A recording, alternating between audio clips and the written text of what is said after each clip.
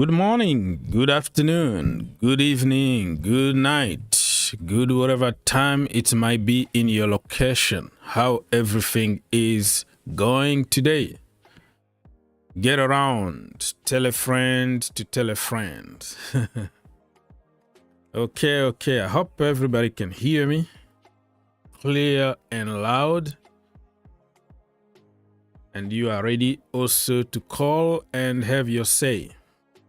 So, Sunday.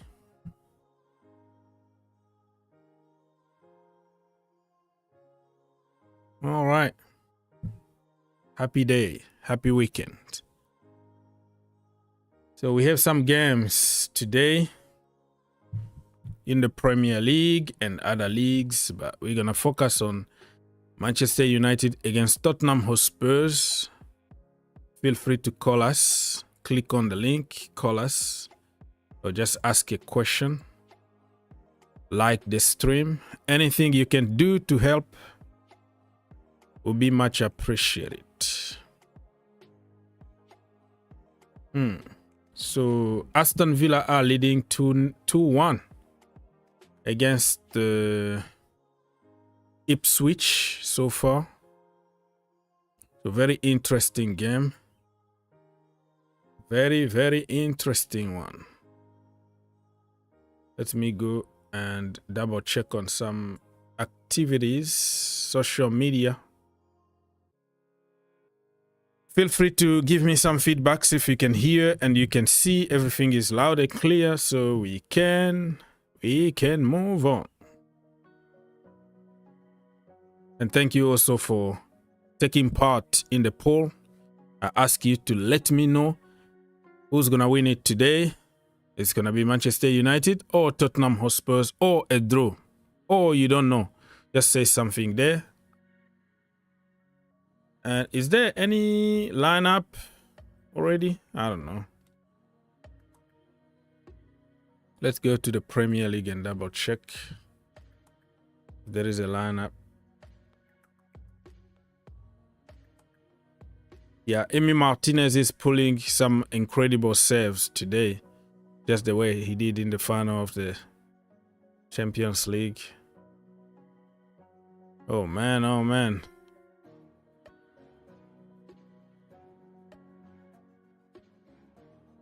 Yeah, Villa are leading. I think Chelsea fans are not too happy about Villa leading, because what's going to happen is, like, Chelsea go fourth. No, Chelsea go fifth, not even fourth. So they are not in top 5 if Villa wins today. And that's what they've been doing. They've been doing that.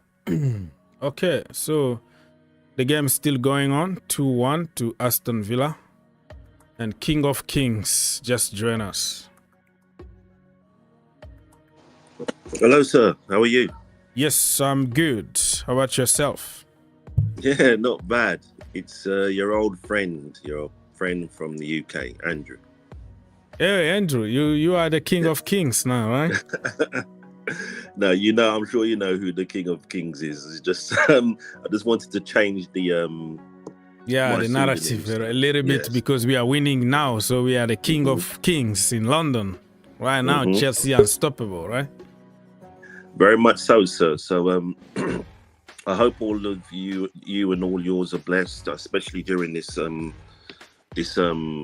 stressful time with this hurricane there. Yeah, so, man.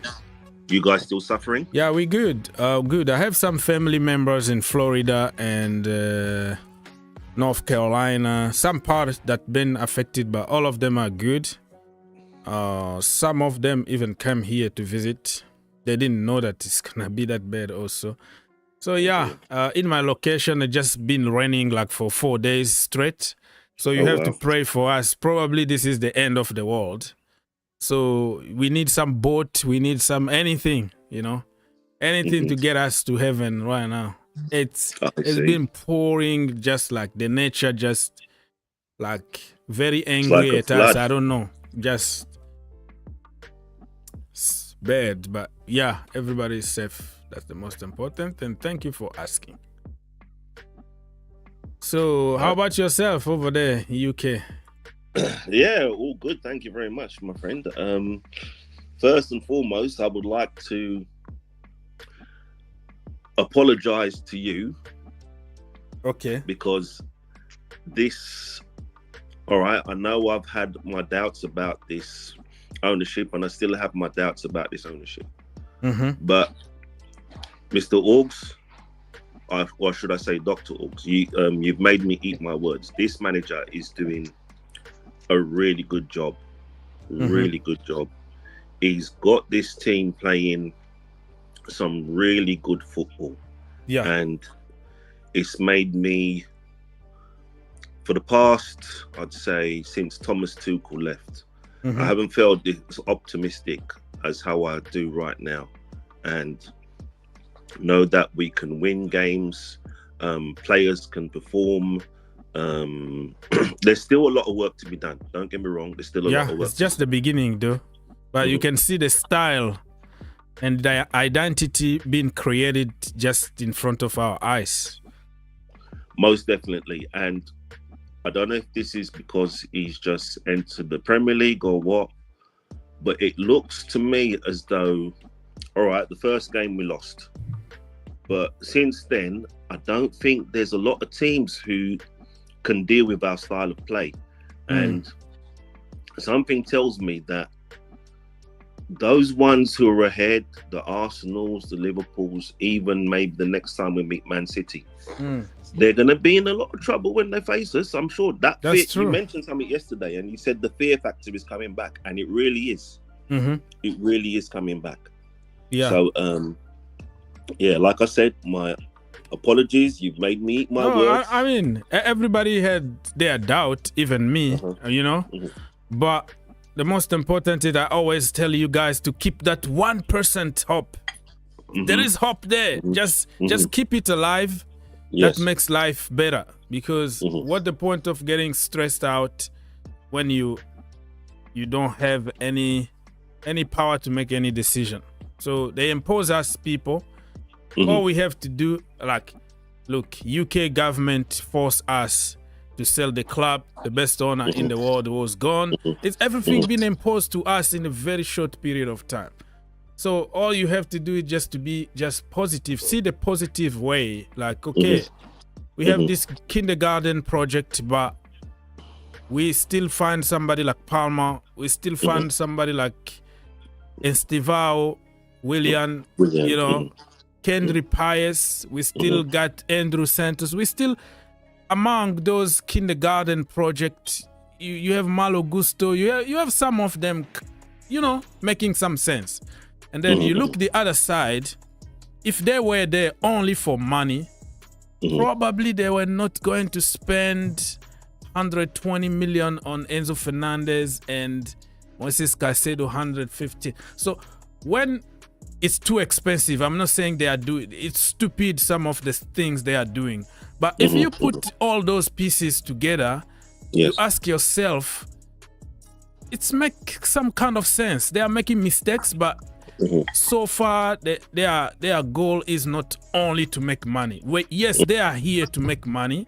They are making a lot of mistakes, but I think they are also ready to invest heavily in this team, because the more successful Chelsea are going to be, the most money they're going to make. We go back to the Champions League, the sponsor start paying more money. We got like shirt sponsors queuing just to sign for you. Now we can't even get the sponsor, the front kit sponsor. So when I put all this stuff together, I kind of understand a little bit that, you know, it's not that black or white, and probably let's give them a little bit of time and let's see what's going to happen in the future. People's Republic. Sancho. Oh my God, Jesus! I have still got a hangover from Sancho. But is that Andrew? Yes, my brother. How are you? UK. I was very confused. It's the King of Kings. What's this nonsense? This is Andrew. How are you, no, sir? I'm not the King of Kings. Not at all. He's his son, the son of the king. They're the sons of the king. Okay, and We're, then number we're two, all there's sons of the king, so that's the assistant. So this is the assistant trainer, assistant manager of the king. So, and by the way, I'm going to follow up to Andrew. He said something very interesting, which I wanted to say yesterday, but there were so many people on the panel, and it was just very chaotic. So what is happening now? We're finally having the final burial, the real burial of Thomas Tuchel, the so-called beloved son. Some people are still crying for Thomas Tuchel. Oh, he was the man. He was this and the other. Watch your language. After what we're witnessing, I said at the time, some people hated me for saying. I said Thomas Tuchel played park the bus football, and it was not very entertaining to watch. We won trophies. We won trophy, but it was So what's your narrative? Arsenal kind of football. What's your narrative? My narrative is that this football you're watching now is like football from another planet. Okay, it's good. Hey, be careful. Don't jinx it, bro. No, I'm just saying. Listen, football the style is football. You win trophies, you are a legend. Thomas Tuchel, no matter what you think about his football, he won you 3 big trophies. But we can finally move on. My point is that we can finally move on. 6 We can finally move on. Yeah. Then you might as well, if that's your case, if that's the case, then you might as well rehire Jose Mourinho, if that's what you go by that. Or he won trophies. Yeah, that was like 1,550. That is not the case we're talking about here. We're talking about appreciate somebody during his time. You can. It's okay also to say Thomas Tuchel was good, and also Maresca is doing good. The guy played 4 games, and you wanna get crazy? What's wrong with you? What are you drinking today? It's exciting what we're watching here. We haven't seen. It's exciting. You can have the most exciting football on the planet, and you don't win anything. Arsenal been playing. They are the best team in the world for the last 5 years, according to themselves, right? Now, how many trophies they won? My brother, sometimes it's about winning. So we are excited about the 2-2. Yes, Ipswich. Oh, really? What a nice goal, man. Oh, yes. That's we're gonna stay 4th. Tell me that we're gonna stay 4th. Yeah. What a nice goal, man. This team looks quite dangerous, Ipswich. Wow. They're not that bad. And I thought go on, People's Republic. You know that don't take it personally. I'm just having fun here, giving you hard time. But exactly, we need to give each other hard time so we can have imagination. But he wasn't. No. I don't think anybody is gonna be like, oh, now we are freed from Thomas Tuchel's sins and whatever. No, Thomas Tuchel is gonna stay there forever as Chelsea legend for winning, regardless of how the football was. My brother, we won trophies. You hear me? Not 1, not 2, 3 big trophies. 3. And actually, that's the last time we won anything.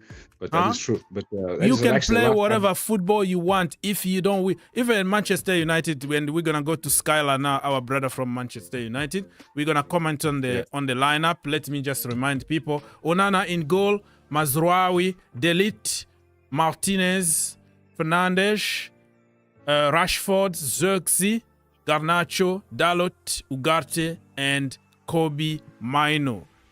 Skylar, let's go. You are muted, brother. You are muted. No, he's not there. He's muted. Skylar, can you hear? Can I just say to Skylar as well? Thank you very much. Skylar, whenever you're ready, you can just jump and cut me or anybody. All right. Are you there? No, he's muted. Yeah, I'm there. I was just listening to you guys. I think someone wanted to say something. Okay, what is your impression about your lineup today? Yeah, I just saw it. I don't know. I'm a bit indifferent because I'm seeing Rashford start, which is very annoying. I didn't want Garnacho to start because for me, he's much more of an impact player. I don't think he does well when he's playing in the 11. He does well when he comes off the bench, when the game's a bit stretched. Else, if you but that could work. I mean, I don't mind because we are playing Tottenham and they literally play both their centre backs on the half line. They literally play their fullbacks in the midfield, so there will be lots of space for Garnacho and Rashford to run around. There's probably one game where I can give them a pass, but other than that, I'm a bit disheartened not seeing Ahmad start, because at United, you see, there are certain players who have to pay their rent every game. They are not allowed even one bad game. Otherwise, they'll go on the bench.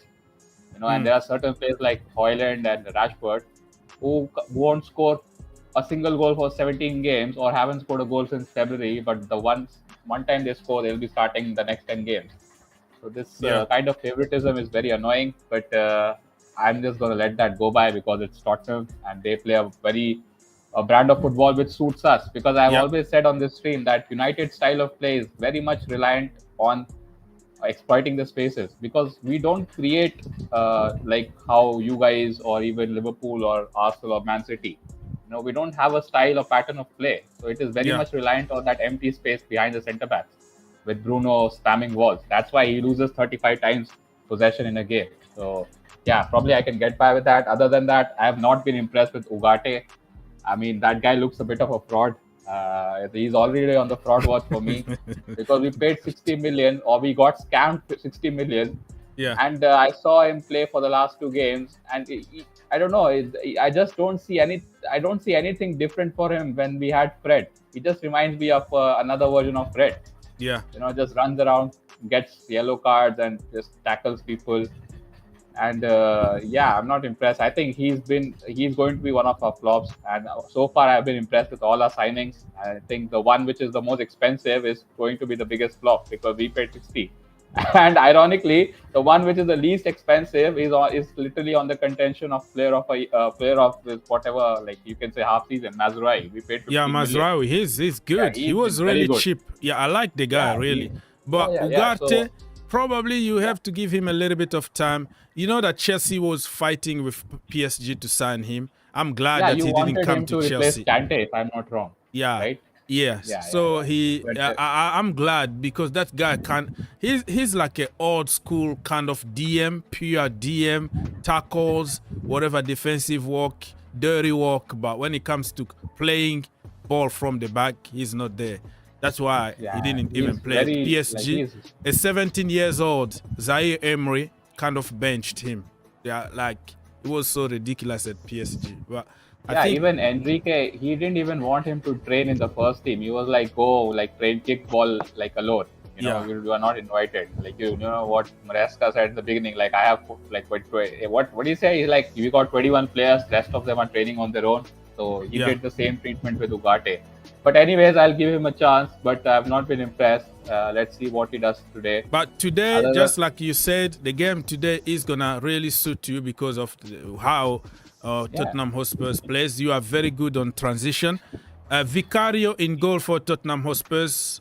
Pedro Neto, Romero, Van de Ven, Udogi, Madison, Bentancur, Kulusevski. Where did Pedro Neto come from? Pedro Neto? Pedro Neto. You said Pedro Neto. Pedro Porro. Oh, no, sorry. It's not Pedro Porro. No problem. Okay. Pedro Porro, not like Pedro Neto. Bentancur, Kulusevski, Johnson, and Solanke, and Timo Werner, my brother, Champions League winner. Turbo Timo. Gets ready. You seem to have shipped all your Champions League winners to different clubs. You have shipped Mason Mount to us, Havertz to Arsenal, and Werner to Tottenham. I mean, that's I don't know how Tuchel won the Champions League with them bums. Yeah, but they were good back then, though. They were good back then. Mason Mount didn't have any injuries. He was almost unplayable, playing from different positions. Now he can't even play. The energy, now the problem is he can't even play because after that Champions League, he went on vacation, put a lot of muscles, and then boom, he just completely destroyed his body just for abs. Aziz, are you there? Say hi to the people. Are you okay this morning? Hey, Mr. Rose. Yes, yeah, sir. I'm good. I'm still at my grandma's place. Okay. I'm good. I wanna make fun of Mr. Skylar. I'm keeping the same energy. This year is energy. You laughed at me 2 years ago. You laughed at Chelsea last year. I want to make one statement. Cole Palmer has more goals than Manchester United. Cole Palmer. Himself, that's yeah. Sancho has more assists than the whole of Manchester United in the Premier League. Yeah, that's Nicolas the Jackson reality. has more goals than the whole of the players in Manchester United. This season, if you don't qualify for Champions League, I will make fun of you because you had. They're gonna win the Europa League, so it's not even a problem. I think United are gonna win the Europa League, which will qualify them to the Champions League without even qualifying through. Did you see a game against FC20? If you play like that, you're No, not winning it's just any the game. first game. It's the beginning of the season. 20, you play them 10 times, you beat them 9. It's one of those games. I think now the players are gonna wake up. The manager is gonna wake up. The second game is not gonna be that, and this is like the league kind of. They're gonna fire him. Huh? They're gonna fire him by Christmas. They're gonna fire him by Christmas. And They're gonna fire him by Christmas. Did you see what Oli Solskjaer just put out on the internet saying he wants to come back to Manchester United? Who? Ole Gunnar Solskjaer? Yeah, it's on the internet right now. Well, I think he didn't really say that exactly. He said that he would like.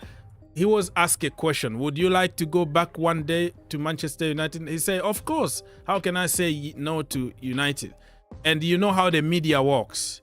They're going to twist it and make it sound like, okay, he just said he's going back. But you ask me a question. This is my club. I won the Champions League with this club. I won trophies.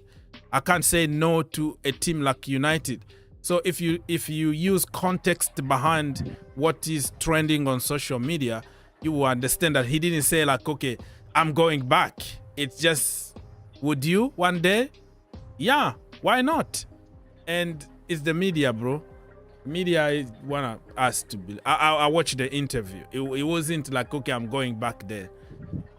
I don't know if that makes sense or anything. But even if they suffer a heavy defeat to Highline Tottenham today, it's not unthinkable they could actually fire him after this game. It is not unthinkable. Ask Skyler. Yeah. But my own issue was so what could they replace him with? My own issue. They're not going to be firing him. You're not gonna fire him, Skylar? No. Yeah, not today. But we have again a difficult game against Aston Villa, and then there's the international break. So if he loses heavily against Villa, I he think could be sacked during the concentrating international stuff. break. Yeah, that makes sense. Yeah, because even the last international break we lost against, I think it was Liverpool. Yeah, so you cannot go back to back into international breaks with losses, especially against teams who you are competing for top 4. Villa and Tottenham, they are going to be in there for that position. So, So that makes sense. So can I ask, who would you replace him with? Who's out there? Rude is there. Rude boy is there. Yeah, I mean, we cannot find a manager right now because the season has started. So they'll definitely give it to Rude, and then they will see probably in the next summer, if they can. But I don't know. I'm still learning about the Ineos group. Yeah. I want to ask you a question. You guys are complaining that the setup Manchester United is doing is wrong. Why can't your coach play Zeki and Højlund? One should play as the number 10. Alan should play as the number 9. Bruno Fernandes should come back into the middle with maybe one of the defensive midfielders. Try something new, like the way Fergie used to do. I think Højlund, Rasmus been injured for a long period of time. It was they couldn't play it together. I don't know if he's back already, but yeah, he's back. I think he's fully fit now. He's back. That's why I said he should play the two of them. But he's playing Rashford. Rashford during last international break, he was putting some videos of him boxing and kicking people's. Rashford has been doing that for the past 3 seasons. Like, hey, I'm here. Look at me. But his PA move. He has been doing that for the past 3 seasons. To be honest, these players are the ones. They're going to be the downfall of this manager, being too loyal to players that are not informed. There you go. Exactly. Too loyal. The reason why we cannot play 2 up front is, anyways, if you see how we play, our midfield gets. I'm not saying play 2 up front. Listen to what I said. Like You know the way said plays Rooney and number Van 10, right? Persie yeah. played as a number 9 and as a number 10. Yeah, but then we had Michael Carrick when they were doing that. Now we don't have a Michael Carrick to play that 2 up front, or like even play Rooney as a number 10, you know. And we don't have a number 10, because you cannot consider Bruno Fernandes as a number 10. That guy hates the football. How can you be a number 10 and don't like the ball? You know, and if you want to play Xerxes as number 10, then you have to put one of our midfielders on the bench. No, Zessi, yeah, that's what I said. Zessi can play as a false 9, being a supporting role to Højlund. Yeah, to do that, we need good midfielders to play that. We don't have anyone who can cover defensively, you know, because Xerxes is not going to press and, you know, run around. That's not his game. So either you play a double pivot of Casemiro and Ugarte for that to work, because otherwise we are very light in the midfield. So, and this manager has never played any kind of that thing, so he's not going to experiment with that. The only experiment he does is with fullbacks. He'll move Dalot to left back or right back in middle of the game. So yeah, more. Yes. But why did you sell McTominay? Sorry, Mr. People's Republic. Sorry. Mo been there for a long time. He's not saying anything. Mo, are you still there? Yeah, I'm still here. Yes. Sorry. We jump here. If you wanna say something, you can jump. You can cut me. We don't have any kind of structure here, right? It's yeah. We can go for it. How are you doing today, sir? Yeah, I'm doing good. It's 7th heaven for me, watching Chelsea ball out. Okay. Good. Bringing back the Hazard vibes with Cole Palmer. Okay. Uh-huh. I'm going to have to call him Ice Palmer in a minute. Ice Palmer, okay. That free kick was ridiculous. It's like he came on possessed, you know. He was hungry. You can tell he was going to bag a few goals. Probably the weakest link in our attack was Madueke. Mm-hmm. Yeah, Madueke really was. Everybody said that he's really not. He was probably the weakest on the night, yeah, attacking wise for me. He missed a few good chances as well, and there were times he could have passed, but he didn't pass. But anyways, back to United. How the mighty have fallen, eh? You guys are talking about Van Persie and 2 up front, but none of the players right now in United are technically sound enough to play in any of those positions. Bruno Fernandes, all he does is Travella passes and runs around. Probably the only technical player United have at the moment is Xerxes. He's good at linking the play. Yeah, that is what I'm saying, that Xerxes can link on play with the striker. But Rashford doesn't like going up front. He comes from the left and cuts. Yeah, that is why I say Rashford needs to be dropped. You don't play. You are cutting off, Mr. Aziz. All right. Yeah. So I was trying to ask Skylar. So you guys, you sold your only goal-scoring midfielder, box-to-box midfielder, McTominay, to Napoli, who's now lighting it up in Italy. It made no sense to me. Why was that? He's not lighting it up. He just scored 1 goal. Yeah, but still, he's found his level. That's his level. Yeah, playing in the Why did you sell him? Why? Yeah, because we wanted to do the whole PSR thing, because we didn't have any sellable assets and he's pure profit. We don't have players like you guys have in the academy you can sell for 10-15 million. That was literally our most expensive sold player, I don't know, like in the last 5 years. So, and he was anyways not good enough. What are your thoughts on Ugarte? Yeah, I just mentioned a couple of minutes ago. I think he's on fraud watch for me, because he's not. I just don't see anything special, especially for that kind of money, because we 60 million. You know, that's crazy. Yeah. So I mean, he was supposed to be the Casemiro replacement, and right now I don't see any big difference. And he's 25 or so he's supposed to be the next big thing by now. And if you're investing that kind of money, you should be getting his thing right now. You know, we should not be waiting. And I don't know, maybe it's just match fitness, but this guy plays every time for Uruguay. He went to the international break and he's fit. So we cannot give him the excuse which other players are having. Like, they are not match fit He's always fit, like all South Americans are. If you look at Lisandro Martinez, that guy will play for Argentina with one foot, but when he comes to United, he'll be injured. So, yeah, we'll see. He's on the fraud watch for me at the moment. The butcher. Can I just say as well? Can I just say because I think we all need to say a huge thank you to Mr. Skylar for Mr. Sancho, Mr. Jason Sancho. We appreciate you so much. He's been so helpful to our club, and for such a good price as well, very cheap. So we're 25, very, very that is a steal. Yeah. Nothing but and don't forget to mention Mason Mount as well. Yeah, that's we got a player who we didn't need, because when we bought Mason Mount and spent 55 million on him, it was not a position which we needed to fill. He's very much a utility player, and you don't spend that kind of money. You can get 50 Mason Mounts in the other leagues for less price. But somehow this manager thought, and it was not a club signing, by the way, because with United, we like signing British players for big money, but this was a Ten Hag signing. On his photo shoot day, that's what he said: "You are going to be very helpful for us." And then he got injured. And about Sancho, I think I'm genuinely happy for that guy, because you cannot be playing Champions League semi-final if you're a total bum. He left United with no match practice, and he's helping Tottenham reach a semi-final. And at Chelsea now, he's playing with players who play football which suits him. Because at United, he's playing with idiot players who have no footballing IQ, like Rashford and Garnacho, who just want to run. They don't want to play with the ball.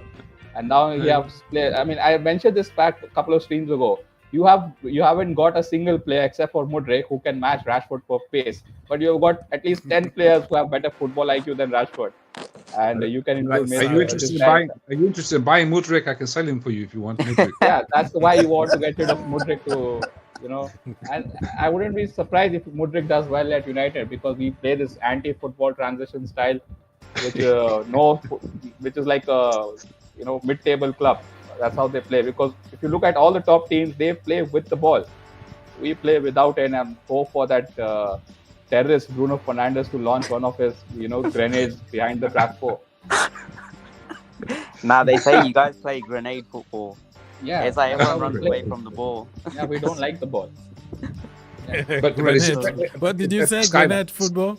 Yeah, grenade. It's like grenade is coming in. Everyone runs away. But Skylar, is it fair to say that one of the problems, two main problems for United, you're playing two passengers. One, Casemiro, whose legs are gone, and two, your captain Bruno, who's neither here or there, and the other players are basically overworked trying to cover up for those two there. Is that fair to say? Yeah, I don't think Casemiro is that big of a problem, because the problem is that what we are asking Casemiro to do, he has never done in his career. We are asking to do what Toni Kroos does at Real Madrid. We are asking to do that deep line playmaker role and also be the defensive midfield monster. He cannot do that. That's not his skill set. That's why I was very much in the favor of bringing Sander Berg from which team he plays. I completely forgot. He was at Sheffield. Now he plays for Fulham, right? Fulham, yeah. Because we don't have that player profile in our squad who can receive the ball from the back four and dictate play. Who like a first phase player. Casemiro is not that. Ugarte is not that. Then we are left with no one, because Eric said he's much more of a number 10, and Kobe Mainu is also a number 10. He's not an 8. That guy is already spent after 60 minutes. He's running around again with no coaching. So if you're asking me, Casemiro, he's not. I don't think he's that big of a problem. It's just that we are doing him. If we are treating him what we did with Paul Pogba. Because Paul Pogba was 6'3" and athletic, we thought this guy could be an 8. So again, profiling wrong players. And with Bruno Fernandes, that's a fair point. That guy, I think I came onto your stream 2 days back and I said that, certain players, they make me hate football, and that guy is one of them. I actually don't like watching when that guy plays. I mean, how can you lose in one game the ball 35 times? I don't know if you saw this phase of play. I don't know. You can find this on Twitter. Yeah. Within 3 minutes against Palace, this is literally against Palace, 3 of our players won the ball 3 times, and he gave it away in those 3 minutes for 3 times again. And this is supposed to be a captain who we gave a pay rise.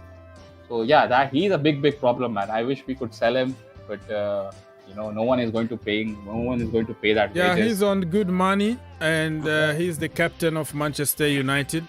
If he doesn't want to go to Saudi, you can't force him. So you're stuck with him, bro. Also, have you guys noticed, like, when he came in 2019, that's when this whole GA thing has started, goal/assist, because Bruno was getting like 18 GA after scoring 10 penalties, and he was supposed to be the next best foreign signing since Cantona, and then Sky you guys Sports was picked up. comparing him to some crazy legends, like. Yeah, that because of the GA thing, I told you, because of that goal and assist. That is a very good point, because today, People's Republic and all the young men today, they just care more about the GA, about the statistics. Eye test doesn't count anymore. It's all about, oh no, look at this, look at like people who don't even watch football. They just jump on TikTok and see 15 seconds of some kind of stupid statistics, and all of a sudden he's a bowler. I mean, that's statistic. And you know what that GA has done? Because there are certain players who don't get GA, but they play so well. I look at someone like João Felix. That guy will not get any GA. But the way he dribbles and the way he creates space and he dribbles into the box, there is no stat for that. Yeah. How do you quantify? How do you note that in the stat book? But it is so effective. It's eye test. Yeah, exactly. Eye test. Even if you look at Cole Palmer, say if he doesn't score at 4 goals, I know that he'll have a good game, because if his weight of pass, his dribbling, his just general play is going to be so good. Yes, Mr. Aziz, go on. Yo, I want to make a statement. I never even used to look at stats, but Cole Palmer's stats is so incredible. 53 games, 46 starts, 31 goals, and 19 assists.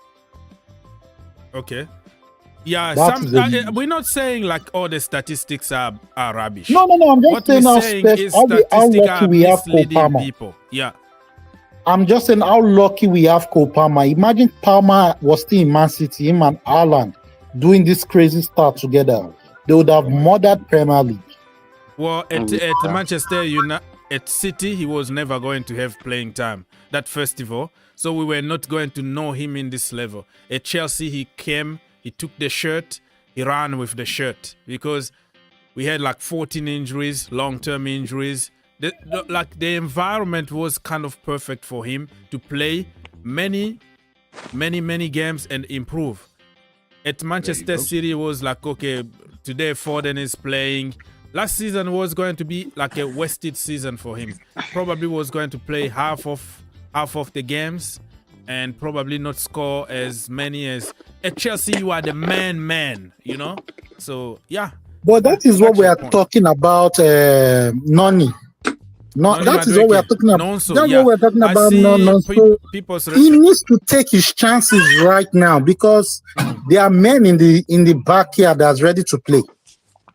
Okay, people. So the game between Ipswich and Aston Villa just finished, and it's 2-2. So I think Chelsea is still 4th on the table, if I'm not mistaken. We are 4th. We are at the same point with Aston Villa. They said we would finish 8th this season. I'll take 4th, and I think we can challenge. I'm not gonna lie. I'm gonna start. Don't say it. Don't say it loud. Don't go to that it's territory. Hard to keep it inside when you watch that performance against Brighton. I just saw Ice there. I want to take him, and he's gone. Ice, Jadon Sancho's brother, he's gone.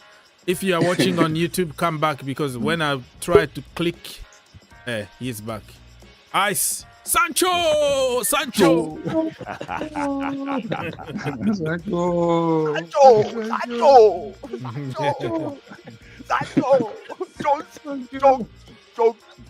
Man. Good morning. Good morning. Yes, sir, man. We're still basking in the glory of good football from yesterday. So Chelsea, sorry to cut you off. Chelsea still 4th because we have +8 goal difference. Aston Villa got +3. So we are top in terms of goal difference, but I would take it. And Manchester United actually got +0, like 0 goal difference. So that's the way it is. +0. Yeah, they got 0 goal difference. They scored 5 goals in 5 games. Nah, Man United still owe the Premier League some goals, from last season. I think it was negative. Yeah, they had negative last Yeah, it is still negative, by the way, if you consider last season. Yeah, Mr. Ice, you can go on, bro. No. My football talking is going to be very, very boring because it's going to be Chelsea centric. But I also want to shine the light on this game today. Because this is practically Highline versus, I don't even know what Man U plays. Is it mid block? No light. Mid block? I think you guys. Highlight versus no light. I guess no line. Yeah, I don't know how that's gonna work, but I see Tottenham walking away. No, they don't have Son. Human Son is not even there, not even on a bench because he's injured. So let me remind you, the lineup. United are gonna beat them, man. Onana in goal, Mazraoui, Delite, Martinez, the Butcher, that is his name. Dalot, Ugarte, Maino, Garnacho, Fernandes, Rashford, and Zirkzee.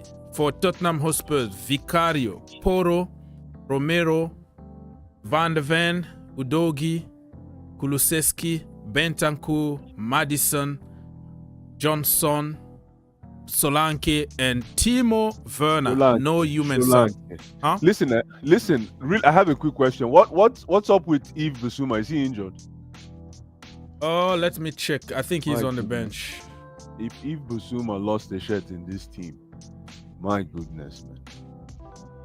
The strategy today, you see, Bissouma is somebody that Conte wanted because of how defensively sound he is. But under Ange Postecoglou, he's like rock and roll, attack, no matter what. Even 9 or 8 against 11, he doesn't care. But when you play rock and roll, you need a calm head. You need somebody calm. Yeah, that's true. That's true. But he came and said he doesn't care about the defense. He doesn't care about set pieces, practicing set pieces.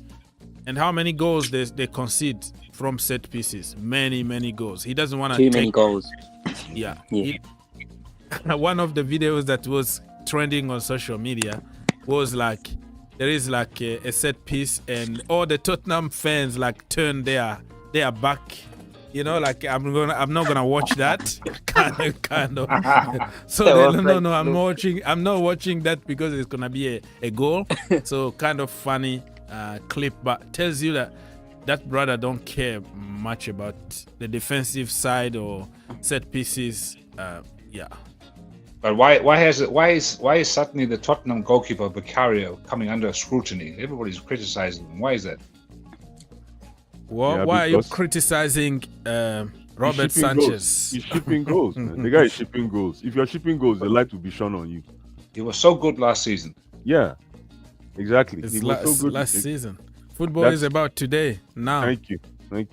What have you done for me lately? Robert Sanchez, in the last few games, he was immense. And yesterday, he went back to his old... No way. He was even... I thought he was bigger yesterday. What are you talking about? Well, in terms of distribution and giving the ball to the opposition, yesterday he went back to his own self.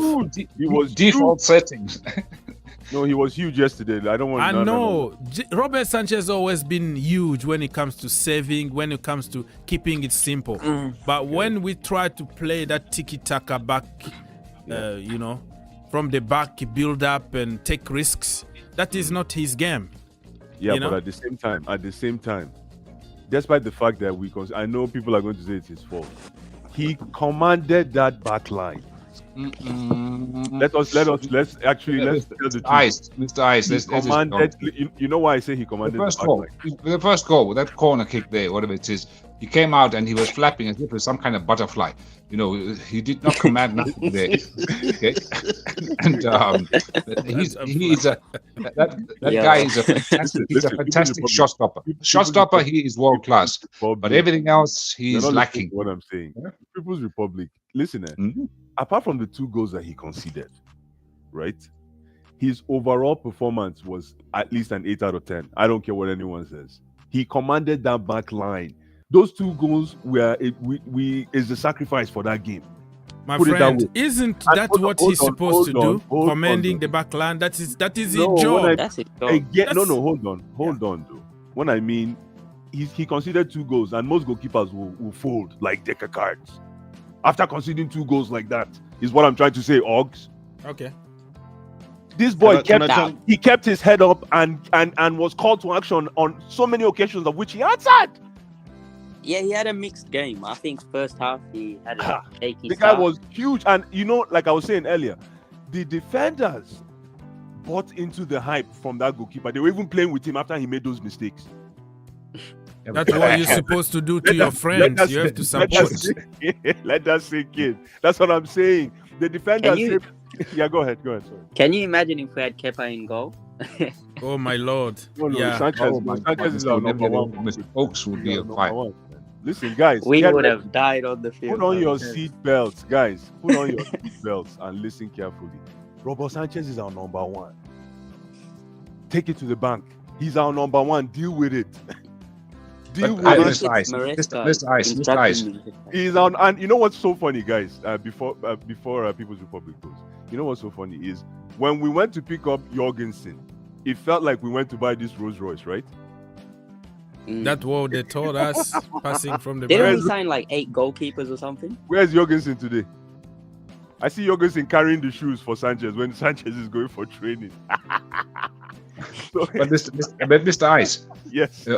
Now, when we are playing Man City, when we are playing a Liverpool, those games, the top games where it's going to be a 1 goal difference. You don't win 6-3 or whatever. You normally win 2-1 or 3-1 or whatever. 2. Now, when your brother Sanchez makes another 2 howlers, that's going to cost you the game. It's going to probably cost you Champions League place. God will bless you for making that statement. Fantastic. God bless you for that.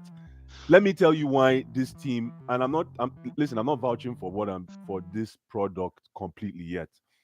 But this team is built for anytime we concede, we have the firepower to answer back. I'm telling you. So he's going to concede goals, People's Republic, but it will not be detrimental to what we're trying to do at the end of the season. Trust me. Man. It's going to be the goals he will concede are goals we can deal with. My brother, last season, Robert Sanchez was one of the reasons we didn't finish top 4. And let me tell you what. How? Against Arsenal. What are you talking about? How many goals? Let me tell you. That's why I'm giving you the why. Against Arsenal, we are leading comfortably 2-0. Comfortably, no problem, no issue, no nothing. What he did, pass the ball. Like he did it like 5 times before, passing the last time to Rice to score that goal, and then we collapsed. Oh, that was horrible. That's where true. We dropped 2 points, and I'm going there. Other games that we lost last season was because of him trying to pass from the back. And last season, we missed out on top 4 for like 4 points. If we didn't drop point like at Stamford Bridge against Burnley of odd people, or we lost even at Stamford Bridge against the Brentford. Hold on, let me clarify something here. So you're putting the performance of last season on Sanchez. Yeah, I'm telling you one of the reasons. I'm not saying all of them, but when your backline don't trust you anymore, they worked very hard to score 2 goals already, and you give away that easy, cheap. Listen, no. Those were not cheap goals, man. Guys, my goodness, man. You guys are you give a dog a bad name so that you can hang it. Nah, then what about that goal he gave? Those were not those. Listen, the guy is shaky. You're right when it comes to some kind of saves. But yesterday, those were from out of nowhere. But that is that you're saying that because we got 3 points and we are top 4 now. Absolutely. But what the narrative is gonna be if from that it was like 2-2 at the end and we'll drop 2 points or we lose. Was it 2-2? No, that's what I'm saying. Good. Like we have just to see the other side of the coin because you are just defending what you wanna defend and try to ignore that guy. Costa. Can I jump in here? Can I just in 1 second? Yes, in 1 second. Let me just finish really quick. Listen, when we finish 2-2, we'll have that discussion. Ogs, go ahead, my brother. No, I'm supporting what you said because I think that. All right, I don't know if you're aware that Sanchez put out an apology yesterday for letting in those 2 goals. Now, he did. He did. Yeah. And he didn't need to. He didn't need to, exactly. And how many goalkeepers are doing that? And the fact that he's aware of the weaknesses that he has, he'll work on them and he'll improve on them. And he will improve. He will get better. It's the same thing with, I'd say, with Nicholas Jackson and Noni Madueke, that there's a hunger there to succeed. Maybe this is why sometimes Madueke could be a little bit jealous. Not jealous, maybe selfish. He wants to score. Jackson as well. I'm sure he wants to score too. They're all eager to do well. So I'm sure he will improve. Under Maresca's tutelage, he'll improve and he'll do better. He won't be conceding as many goals and doing those stupid passes like he was doing before. So we just have to give him some time. Hang on, Andrew, let me counter you a little bit here.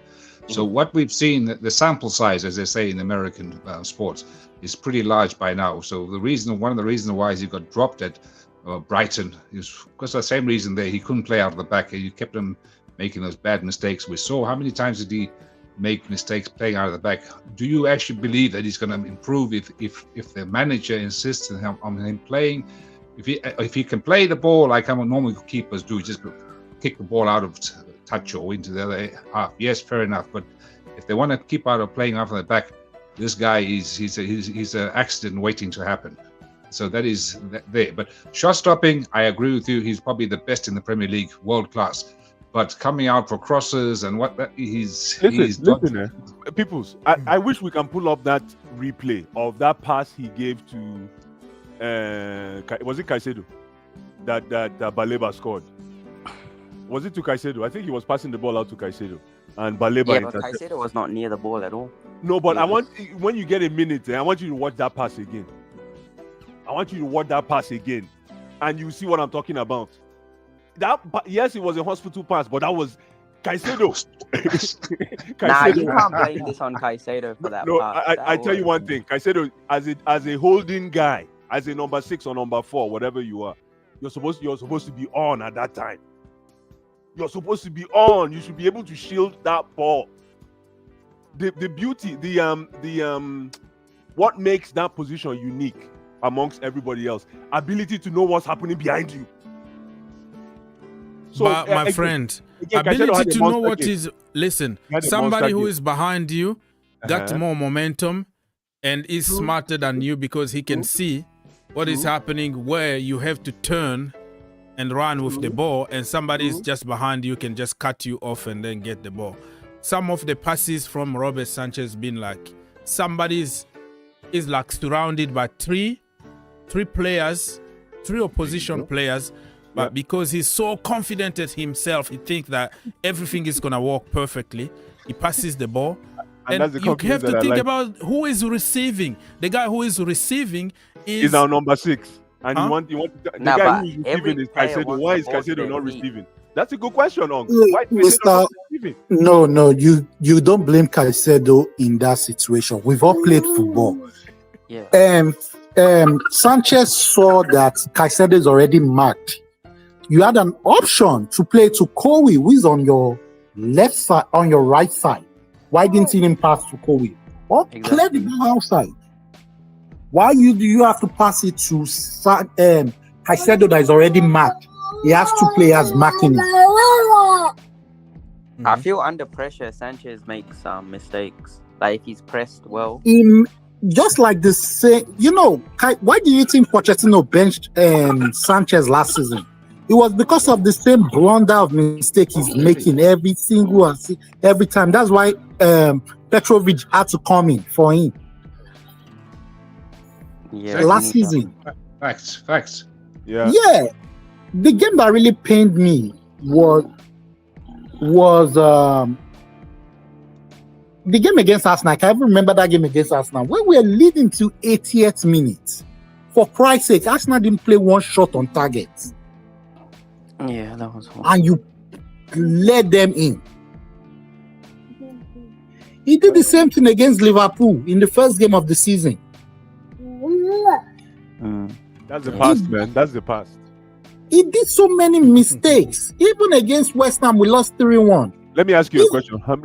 Aziz, let me ask you a question. How many games has Robert Sanchez lost this season? This season? Yeah. He hasn't lost anything. You want to know why? No. Okay, you want to know He why? was there for the first game against City, right? He was there against, but he didn't make any. It wasn't his fault, those goals that happened. But what I can say about Sanchez is that, to be fair with him, his shot stopping has improved. Oh yes, he's world class. His shot stopping has improved, but he just needs to improve with his legs. His decision making will improve as well. Because Courtois is not the best with passing the ball, but look at the way Courtois does. Because even I have to blame the defense as well too. They don't give the goalkeeper option. Now you're talking. This is what I'm saying. Now you're talking. No, that's why I said sometimes we can say Sanchez sometimes, but the defense, everybody has. This is football. Everybody have to communicate with each other. Hey, you are being marked. Exactly. Hey, Sanchez, pass to me. This guy pass. You understand? I need the ball. You feel me? They don't give the goalkeeper option because that goal yesterday. Hang on. Who says that the goalkeeper must absolutely only play the ball 5 meters forward? What happened in the old days? They used to kick the ball to the halfway line. So why? But Pep Guardiola introduced something to us in the Premier League. So we have to do what. I'm going on your theory. You're saying if let's just say your theory is correct that the defenders are not making themselves available. It happens, but so the goalkeeper shouldn't force a play there. He should just kick the ball far away, because if he can see he has no options, this is where his decision making there is very, very poor, and only Cole Palmer just is papering over the cracks. But this, as I said, will catch up with us in a big game where we are maybe leading 2-1 or something, and suddenly we concede the last moment. Because of this, I'm telling you, it will come back to bite you in the butt. Do you know the funniest thing? I was expecting Sanchez to make this mistake this season. I just don't know. I was just like, okay, Sanchez is going to cost us some goals this season. I was expecting that this season. Even from preseason, he was doing that. Remember against Celtic? He did the same thing 3 times, and they punished us for it. So, like I said, the defense and the goalkeeper, they need a better understanding with each other. If you are going to do that kind of game, look at the way Man City does it. Akanji goes to the far side of the box 18. If they are going to pass that tiki-taka from the back, the other player goes to the other far side of the box 18, on the right side of the box 18. So it gives the goalkeeper option to pass it to the left side or the right side.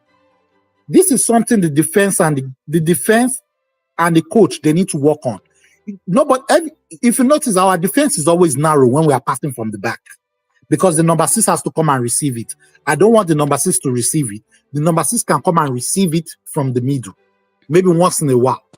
But your defense should be able to give you option by spreading the pitch. That is why Man City is great at this thing. We need to learn.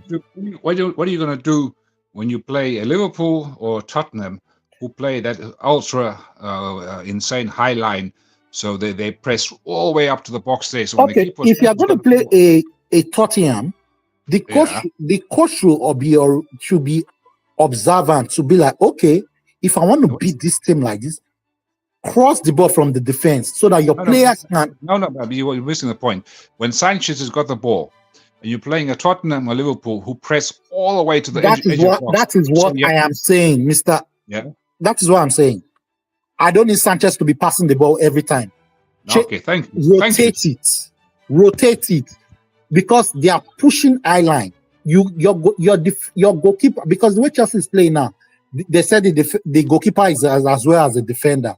Then push the ball forward and cross it to. We can do an overload. We can overlap. You feel what I'm saying? Because but how is he going to distribute? But how is the initial distribution when he's got the ball in his hands? What is he going to do then? Is he going to roll it out? Is he going to kick it out, or is he going to play that 5-meter pass to? I don't want him to play that 5-meter pass. It's not every time he needs to do it. Watch Man City. Excuse me. Yeah. Watch Ederson the way he does it. Ederson, if he does a 5-meter pass, he rotates it back to. I'm crossing it long. He does it. He crosses it back again to the wings. Mm-hmm. These are things he needs to learn. I don't know if he has it in his locker, but these are things he needs to work on. Listen, let me tell you. Look at Raya this season. Raya was making the same silly mistakes last season, but look at the way Raya is doing right now, because there's a communication between the defense and the goalkeeper. Everybody is spreading wide. He's busy time wasting and playing dark arts. Raya. 2 minutes for. And who says that dark art was not part of football? How did Denmark win the Euros in '96? That is a disgrace, man. You saw him against Man City. How did Denmark win the Euros? Are you going? No. People are always saying, this is what I hate about people. Are you going to play Man City with one man down, and if you come out, Man City is going to pounce on you. Even Chelsea, I will expect them to pack the bus if we are one man down against Man City. I'm not going to tell my players to come out and get humiliated like 4-0, 5-0. If they had lost like 4-0, 5-0, it's the same media that is going to say, "Oh, why didn't he pack the bus?" Yeah, the problem people also don't understand, the critics from Manchester City players and managers and all that. Pep wants you to play that kind of football so they can smash you.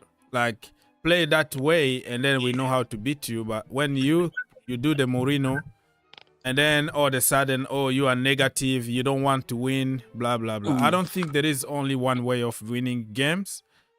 Antonio Conte was beating Pep Guardiola in the Premier League for fun, and he, it doesn't mean that it was dead football. It's counter, bam, Willian, bam, Diego Costa.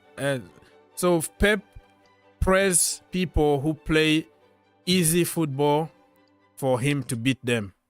But if you bring some equation, go on more. Nah, Pep just plays side-to-side football. Watching that Newcastle game, the amount of times the wingers could have taken on the right back or, wing backs, they just passed it back. Like Bernardo Silva couldn't penetrate from the sides.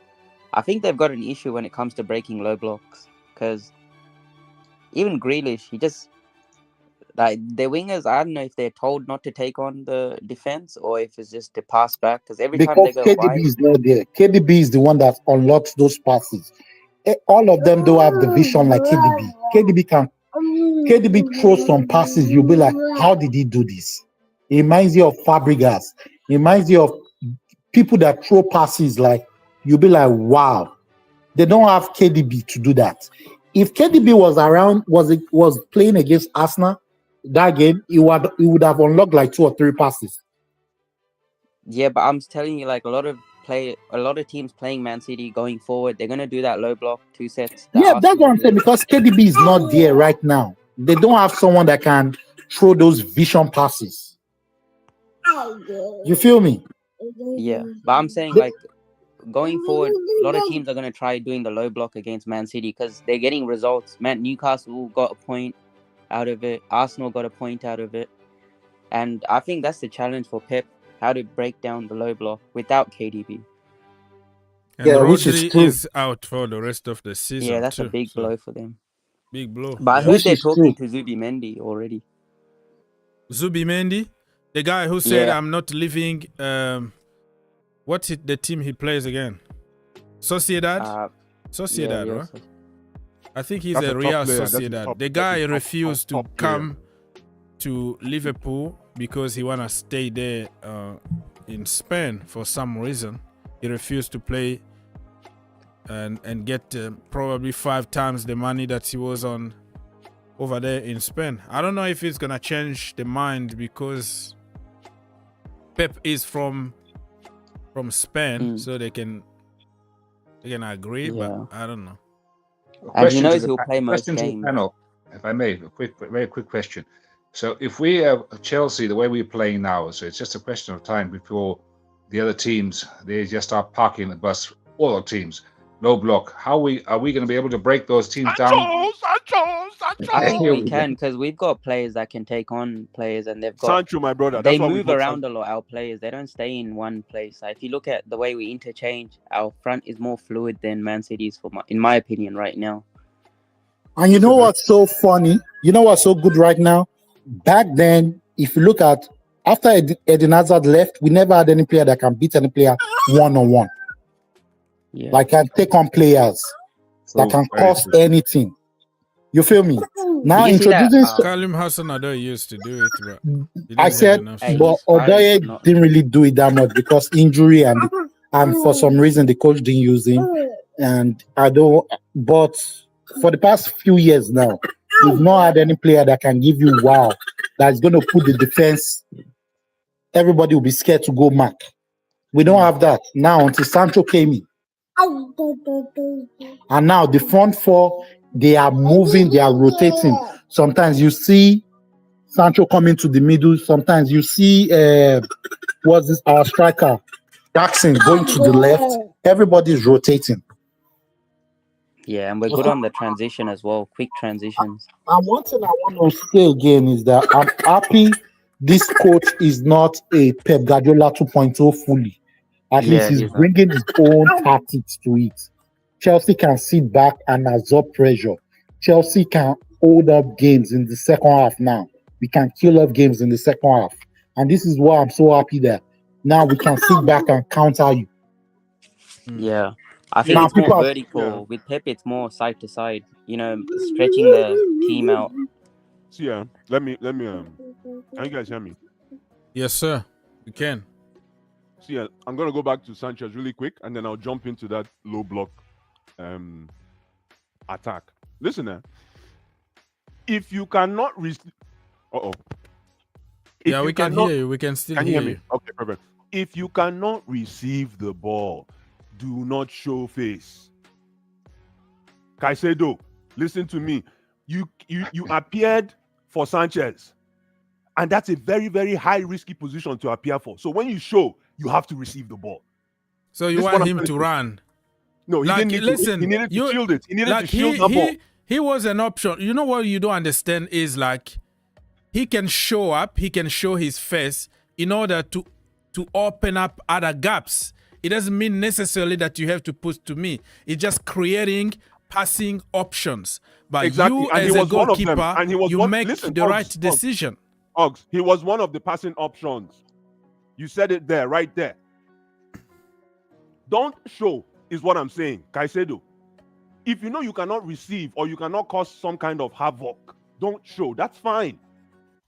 But I don't think he showed because he was behind the defender. The defender was closer to the pass than. Can anybody play that scene now? If you can, there was other better options to pass to. But I think he realized Sanchez when he kicked it and he turned around quickly. I think he knew he made a mistake. You know this guy. This guy was beside Sancho. What's his name? Our defender. Kowi was beside Sancho. Kowi was not marked. Kowi could have given Sanchez a better option to pass. That is why I'm saying that anytime you need to watch Man City. You need to watch the way they are doing this pass. The game just started, people. 15 seconds in my location. Even if Caicedo comes to get the ball, you could have created a better option. Because I'm the one seeing that somebody is marked. Caicedo couldn't see his back that he's being marked. Okay. Sanchez, so how many goals did Man City goalkeeper concede last year? I don't know. But how many times does he make silly mistakes? Does silly mistake matter if you're conceding goals? It doesn't matter. You conceded. That's what I'm saying. I can't remember how many goals they conceded last season because they don't concede so much goals. They don't concede so much goals. So because what the there's point always are you passing trying to make, option. Mr. Ice, about conceding goals? Because everybody can concede goals. What's the exactly, point? exactly. And So let me say something, Mr. Ice. Let me say something. It's not every midfielder that is going to be a Kovacic that can beat his player under pressure. but then that's what I'm saying, Aziz. Don't show to that area at all. Go and stand somewhere else. Is what I'm saying. Okay, if our brother has done the same mistake, what will you be saying now? Who? Enzo? Our bros now? No. Oh no. No, you know what I'm talking about. Enzo. Enzo. Uncle.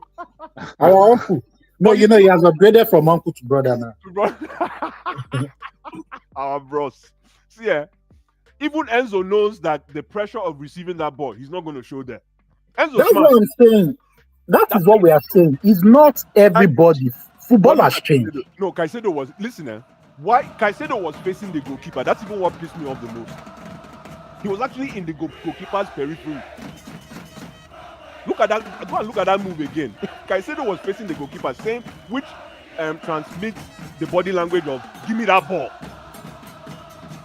But that's why football IQ comes to place, just like last season against Arsenal. Yeah, that is what we are saying. And against Arsenal, I think he had so many openings, he decided to pass it where somebody was surrounded by 3 people, including Rice. And if you are behind the player, you have more momentum because that player needs to receive and also depend on what distance your player is compared. 1-0.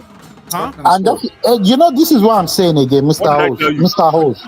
This is what I'm saying again. There needs to be a communication. Tottenham! 1-0. Oh my goodness, 1-0. No, the game is going to end 2-2. I told you this game is going to end 2-2. Just watch. I told you I needed a draw in that game. I don't need a win. This is why, because I don't want my United brothers, because they'll start yelling and I'm tired of them shouting every day. Mr. Ice, before I forget, if it was a Kepa Abragadabra in goal, were you going to say the same thing? No, but one thing we can say about Kepa is good with his feet. Let me I tell you one thing. See Sanchez, this is the problem that you people don't understand with Sanchez. Was Sanchez a ball-playing goalkeeper at Brighton? No. Okay, perfect. Why did we buy him? We got him at cut price. I think we got him for how much? 25. 25. Yeah, we wanted him to be a number 2 to Kepa. Exactly. Thank you. We got him for cut price. Now you bring him in, right? And how many coaches have we gone through since he joined us? Only one coach, because he brought his own coach, Mr. Robert. Ben Robert is the goal. Listen, I wish we can watch that scene again. Sanchez is guilty for making the pass, but I want us to reevaluate that pass and that scenario, because remember it was one touch. There wasn't a two possession touch on that ball. It was pam pam pam. If you look at what Sanchez did there, Caicedo positioned himself to receive the pass. Listen, you saying all the good stuff, but every time I try to defend Nonso, in the kind of similar situation, like you have to understand the context. Let me finish. Nonso. Okay. So when I try to defend a player that you don't really rate, in the same kind, we're not talking about goalkeepers here, but the context behind it, when I tell you the opening, the player that he could have passed or he could have shoot from this distance, you always find a way to hit me back and win the debate. But now you're talking about us about we have to understand the context behind Sanchez.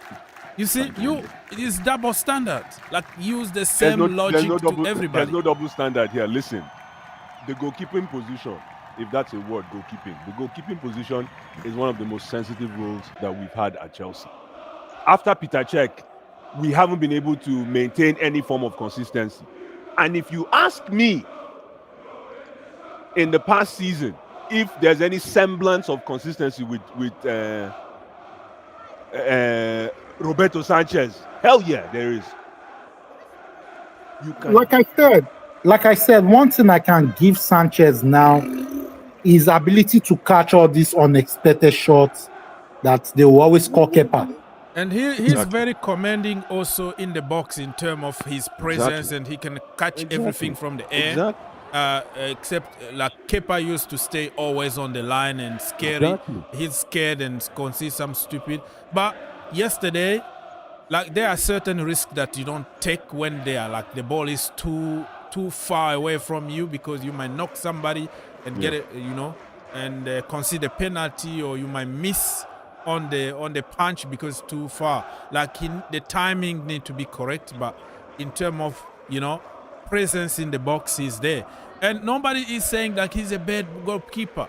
The problem we have with Ice now is like he's making us look like we are against him. We are stating fact here. Himself came out to say every human being can make a mistake. We got 3 points, we move, we keep walking, we're gonna improve. Basically saying, yeah, hands up, the 2 goals was me. Enzo Maresca, go on Green Turf YouTube channel, all the aftermath reactions and all that. He said it. Yeah, he made a mistake. And he also gives some context behind it. Probably we thought, okay, we are leading 3-1. Nothing is going to happen to us. So we kind of relaxed a little bit and took too much risk. But in that point, we didn't have to take risk. The team that needed to take risk was Brighton. So he also affirmed and confirmed that Robert Sanchez was at fault, but this is the way I asked them to play. But also use common sense in terms of we don't have to take risk now, okay? We are leading. We don't have to panic. Let's do some common sense, which is probably kick it long or choose somebody who is not under pressure. So the manager confirmed it. Robert Sanchez confirmed it. Ice is the biggest lawyer on earth. Ice can sell you a car without engine. You're gonna buy it. Like, he is a salesman. Like, seriously, but everybody pleaded guilty, but he's like, no, it's not.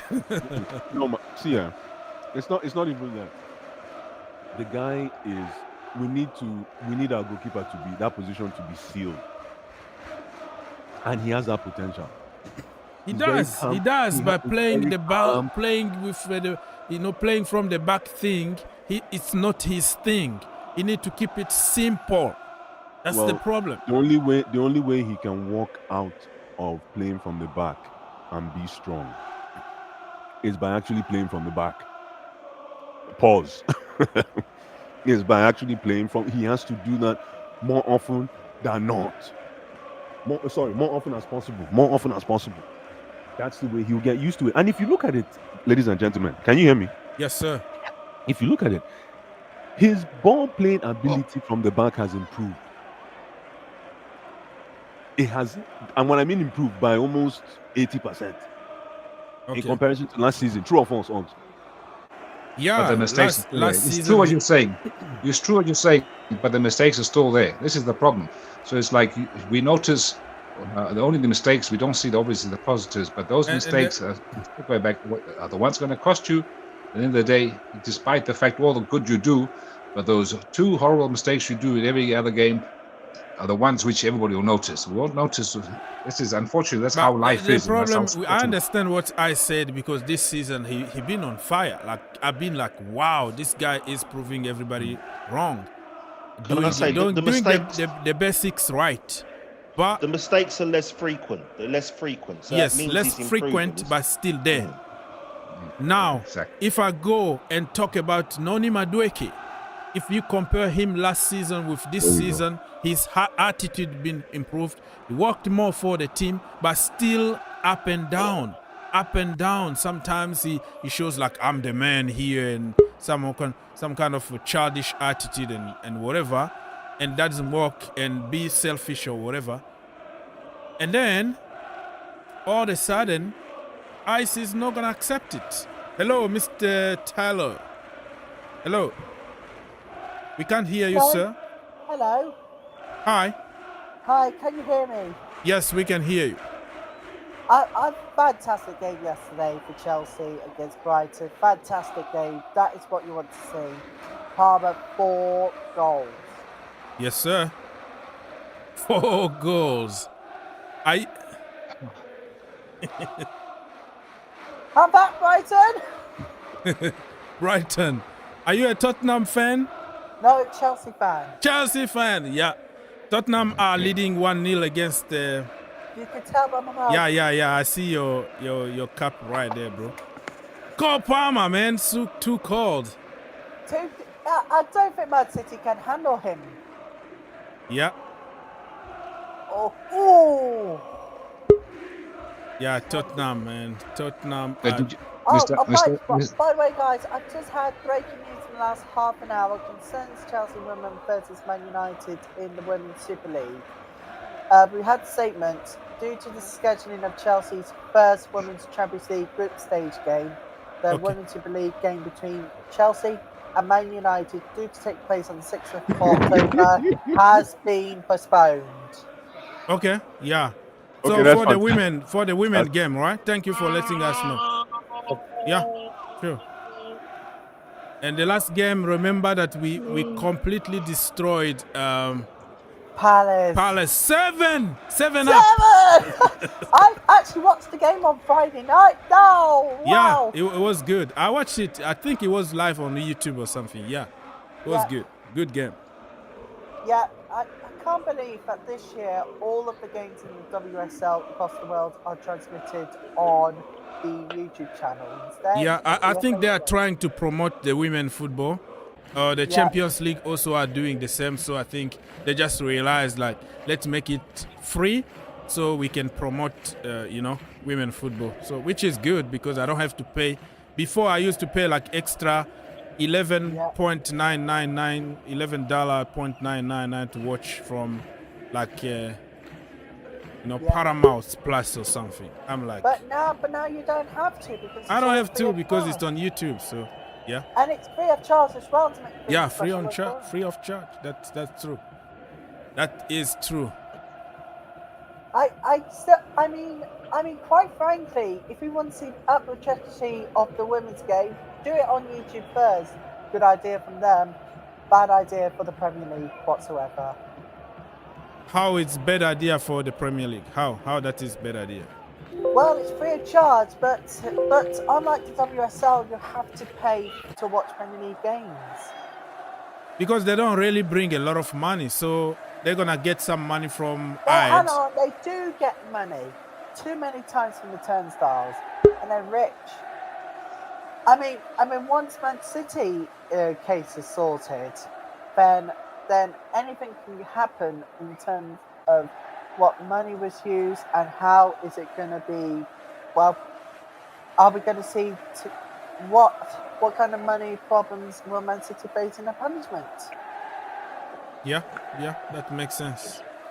Well, some of us are diehards. Even if you throw this thing free of charge, even take the television, put it on my face. I still not watching women's football. I'm sorry, but I've got no time for this. No, I watch it. I have my girls here. They love Chelsea. They are Chelsea fans. I have to buy a shirt. Yes, I love Chelsea back to back. I've actually loved it launching back on the start 11, and already she made the impact. Beautiful.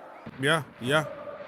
Lauren James, happy birthday, by the way. I think today is her birthday or something. Yes, happy birthday to Lauren James. Her birthday is today. Yeah. And what a way to celebrate her birthday on Friday night. Incredible. With a goal. Imagine if she can score like a hat trick. That is going to be, Hang on a minute. She did a hat trick against Man United. Yes, I'm talking about like after his birthday and like on Friday. He scored another hat trick. It's gonna be like boom. That's Joseph. Johannesburg. He's quiet. He's quiet. Joseph. Joseph. Sure. Yo, how is Johannesburg? It's raining just like here in Kentucky. How is Josie? Yeah, Johannesburg is almost raining. The rain is coming. Over there? Okay. Right here in the UK, I'm pleased to say. Uh-huh. Yeah. After all the rain we've had this week, I mean, I mean, we've heard stories. 3 cars submerged on the water. Oh, okay. Yeah, the weather is crazy here, man. The weather is crazy. But hopefully everybody is okay and no issue, no problem. Everyone is okay, but the cars were fully submerged. Wow. Yeah, pretty bad, pretty bad. So people are still 1-0 to Tottenham Hotspurs against Manchester United, and Human Son is not even playing today. Yes, He's lost he's his speed. He's out with an ACL injury. What? ACL? What? Wow. Are you since when? serious? Like ACL, Human Son? ACL? Yeah. That is like, oh my goodness, that's It's a bad. serious thing. ACL, that means the season is over. And plus, he had lost his speed. If you notice, he had lost his speed. He lost 1 step. I don't know what happened to his speed, but I think maybe age caught up. He's 30-something. But did you see, Mr. Oaks? Did you see that Olympic athlete? Remember the Olympic athlete I was telling you about the other day, Mickey van der Ven? That guy is faster than Usain Bolt. Did you see that goal he created there? He ran through the whole United defense there. Nobody stopped him. Everybody just looked at him and said, "Hello, Mr. van der Ven." He went right past him and he crossed the ball. And then that guy Johnson had the easiest of all tap-ins, so like Haaland tap-in. And now you will see, Johnson's now scored 4 goals in 4 games. But that was like such an easy tap-in. But still, it still counts in its stats. The stats are very deceiving, as you know. But that goal, I don't know what United were thinking. How could you let the guy run from his own half all the way through to the byline, to the nobody stopped him, nobody even challenged him, nothing. I thought, really, United. I just can't believe. I didn't believe what I was watching there. I think this manager will be furious when he looks at that goal again. You see, these guys, some of them look like they were making, as they say in American sports, making business decisions. You know, they didn't want to stop because with that speed there, you challenge him, you're more likely going to break your leg or something because he's a big, strong guy and he's in full speed. And you try to tackle him, and you could end up getting hurt. So some people made some business decisions. Maybe I won't tackle him. I'll just let him go by, and that is a very cowardly way to behave. And in a normal team, some player would have taken a yellow card for the team. You know, you take a yellow card for the team. That makes sense. Exactly. But there, nobody even found that very, very strange. That is a very low moral for United. That is disgraceful. I think that is not. This is why they are where they are, because it just doesn't seem like a coherent team there. What team of Van was playing? I didn't see that. Okay, wow. Okay, so yeah, but this is United. There's something's got to change. This is unacceptable what they're doing there. I'm enjoying it though. Is Mason Mount on the bench? Let me check on the bench very quickly. I don't know, but he's back in training. That's what I heard. I don't know if he's not much fit, to be honest. I have a funny feeling that boy is going to have a monster season. If he Did you look up fit. Mr. Oaks, have you looked up that ACL business with the guy? No, I can't find really the real injury. I was checking now, like Googling, but I haven't found anything yet. So. Like everybody kind of mentioning that it should have been 2-0 there, man. He missed. Jesus, this match is going crazy. They're useless, United. Look at the United. They're just standing, man. Mm-hmm. Jesus, how useless is this team, man?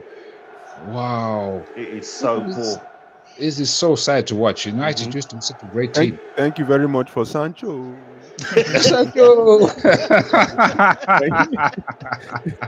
Thank you very much for Sancho. Yeah, every time I hear that, it's like a drug for me. And thank you for buying Mason Mount as well. Thank you for buying. You have to remember that. You can't forget that one. Thank you for buying Mason Mount. Mason Mount is on the bench, by the way. He's on the bench. Good. They have Johnny Evans on the bench, Lindelof, and Casemiro also on the bench. Rasmus Højlund on the bench. Amad Diallo on the bench. Anthony also on the bench. And for Tottenham Hotspur subs, they have Foster, Dragusin, Spence, Bissouma, that's your boy, Archie Gray, Burval, Pap Matar Sarr, on the bench too? Mickey Moore and some guy that I can't pronounce his last name, but his first name is Will. Yeah. So Mount. How much did they pay? How much they pay for Anthony United? 80 million or something. Oh my God! You serious? Yeah, 80 million. They paid 80 million for Anthony. Must be drunk or something. Makes me feel. I'm not gonna say it, so it's gonna sound very bad. But I wanted to include like Misha, Mika, Modric on it, but I'm not gonna say it. I don't wanna really get into the, to that territory of so negative about Sanchez. About Sanchez, no, about right? my players, about Misha, and Sanchez. For your information, I didn't. I wasn't negative. I was stating fact. And if you watched my match, what is called again? Match review, and also my player ratings, I gave him 8 out of 10. So you can't come here and twist it just because I stated fact.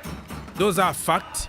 If you make a mistake, we have to hold you accountable, but we're going to continue supporting you and also hyping your good part. It's not only negative. So if I gave somebody 8 out of 10, that means I rate you. You know what I mean? So don't twist it. I'm not against Sanchez here. I support him. I know he's improving. And I've been saying, if we keep it simple, keep him like Peter Cech, Schmeichel, those old school. Do the goalkeeping. Do your job first. All the tiki-taka from the back thing is just like bonuses. And be intelligent. Pass the ball to somebody who is free, or if you don't have any option, you are under pressure, kick it long. Organize your defense, and that is going to avoid us from conceding those stupid goals. Even if the manager told you something else, listen, man, use common sense, okay? I think he's afraid of, if I do this and the manager is going to, take me off the... I don't know. Yeah. I don't know what's going on. It's very, very true what you're saying there, by the way. That maybe he feels under pressure, that he's not an automatic number one, so that if he doesn't do 100% what the manager wants him to do, play out of the back, blah blah blah, then he'll be dropped. Because that's what maybe that's what's going through his mind. Goalkeepers, I said, goalkeepers are a very sensitive position, and these guys are very emotional people, and they pick up on every single little small thing there, and if it doesn't feel 100% comfortable, that's when maybe these rash decisions, playing the ball like out of the back to an opposition player because his mind is maybe not quite clear, or what have you. I don't know, whatever. But but I don't know. He's just maybe give him time. But my point is that Chelsea, we don't have time for experimentations. We don't have time to carry people. Either you do or you die. If you can't, then the next man in line. So with that squad as big as it is, you just few bad games, and hey, your friend. Okay, let me ask you a question. Let me ask you a question. Name 3 goalkeepers that are better than Sanchez in the EPL. For you and all. Okay, definitely. What about me? Alisson Becker, the guy from Man City. What's the both Edison, from Man City? Not just one. Edison, and his friend, the other guy. One more. The other guy. What's the other guy? Emi Martinez from Aston Villa. Vicario from Tottenham as well. Vicario also is a monster. Yeah. Also, You take Vicario? Yes. 100%. I would even take a clown from Man United over Onana, ours. Get out of here. Yes. No. Get People's Republic. Get out of here. Arrest him now. Arrest him. Arrest him. Watch out your door. Watch out your door, bro. Somebody's coming to hit you on the way out. No 15 days in jail for saying that. Onana, the guy can play the ball from the back. Trust me. The guy's got skills. The problem with playing from the back thing is you have to balance. Onana sometimes forget that he's a goalkeeper and it's okay to touch the ball with his hand. Sometimes you think like he's avoiding to touch the ball with his hand. Yes. And it's causing him a lot of goals. Stupid goals. He's want to go to midfield, he's want to go in the midfield. Yeah, these are silly mistakes he's making, you know, and it's costing his team. The Definitely. goalkeeper who is more balanced when it comes to distribution from the back and also doing the goalkeeping thing, you know, the basics, is Alisson Becker. He's the number 1. And then number 2, I will go for Edison from Manchester City. And then others. And then Emi Martinez. Emi Martinez, if you look at him, he's old school, but he can also distribute the ball. When needed, he's not going to do the tiki-taka or let's wait from... No, no nonsense sometimes, but he can also pass the ball. So I want Robert Sanchez to balance things. And I can give him the benefit of the doubt if the manager is really forcing him to only do that. Play under pressure, you're going to improve only by doing it. You know, like if you avoid it, you're not going to improve. But if you keep doing the same thing, you might improve. Probably that is the philosophy from the manager. So still 1-0 people, and 27 minutes in my location, 1-0 to Spurs away at Old Trafford. I hope it's not raining because it leaks badly in that stadium. And listen, man. Yes, sir. Go on. Sanchez is my guy. He's everybody's guy. He plays for us. We support him. Yes. He's my guy. The guy is... we manage him the way he is. We manage his... you see those gaffes? I can roll with those punches. The devil you know is better than the angel you don't. And if you look at it, he's only, like somebody said, he's only going to get better. Only going to get better. When you're talking about level-headed, calm, it looks like he's playing in the back of his house. Anytime he's back there, the thing looks like a joke for him. And the problem I have with you is, like, you have also to understand, just because somebody pointed some reality, some fact, doesn't mean that we hate your boy. That is not the case. We're saying here because Robert Sanchez himself came out publicly to apologize. The manager came out after the game. Let me ask you a question. Will you this... take Johansson? Will you take Johansson? Will you take Johansson over Jorgensen, the new guy? I don't even know. I haven't really watched him like proper game in Europa League. I think Slonina is a better goalkeeper. No, he's now like in League 1 or League 2. He's playing over there. Nah, this is another story, bro. Let's talk about what we have in the first team right now. Bettinelli is never played for Chelsea anyways. He got the best job in the world, Bettinelli, in my opinion. Just cheering people, having good conversation, good attitude, trend, and getting like 50K every single week. Like, he doesn't care about challenging or... No, he's just comfortable. Since we signed him, he's just comfortable. He's just a good guy in the dressing room. Now, it's only... We have good guys. We have good guys in the team list. Can I add as well that we have to remember that the defense as well play a good part, a major part in this. And I think with Fofana and Levi Colwell, Cucurella, that back three, they've done a relatively good job. They've done a relatively good job. Absolutely. They protected him, so they've done their part too. So we have to recognize them as well. Absolutely. However, if you're going to Tottenham, no, what the hell? Manchester United been dominated this way, bro. They are under siege. Yeah, go on. No, it's okay. Don't mind me. I'm just crazy. It's okay. Listen, King of Kings. The different. What were we talking? You said something about the defense, but again, man, I'm gonna come back to Caicedo. Fantastic game yesterday, but if you're going to show, you better be ready to receive that ball, or else don't show. Just don't be in that area. No, bro. We love that. We love possessions. Our players are not afraid of. He had a monster game. It's not like grenade. It's not grenade football here, where I'm not gonna get it and don't show up. Like, you can show up to play the decoy. That's the problem. You can show there to play the decoy, but when so other options can open up. Easy pass for you. But when you show, you're an option. You are a target when you show. But that's the problem you don't understand. You show up, just so you can be the target to allow other gaps for you, intelligent goalkeeper, to do it. That's what we said. Look at the final of the Champions League. Timo Werner, you know what he did? He pulls the entire defense by running like a scooter. He took his scooter, bam, took them off the way. Mason Mount, what a pass. Kai Havertz was there. So just because Timo Werner is making a run doesn't mean that you have to top the ball to him, because that is a part of a strategy in football. If you're facing the goalkeeper, you are saying to the goalkeeper that everything is all right. Everybody faces the goalkeeper when... Give me that ball. Give me that ball. That's the problem. Everybody does it. It doesn't mean that somebody who... Go and watch that ball. Go and watch that scene again online, man. Go watch that clip.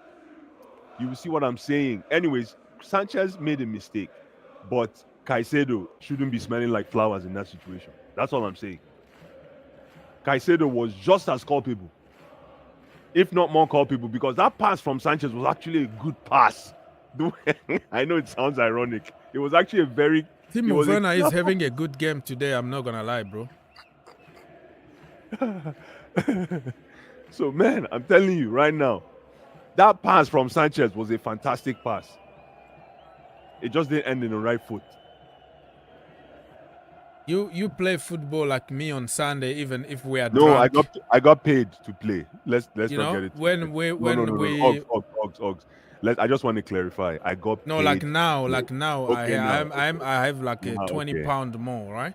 Okay. So I do it when after eating a lot of burger. The point I'm trying to make here is like, you understand that somebody is behind you, is so close to you, and you face to receive. Yes, and you don't have open options around you. Okay. It's easy for the guy behind you to have more momentum. Absolutely. Because he's going to the goalkeeper direction. Absolutely. You have to turn to the other direction.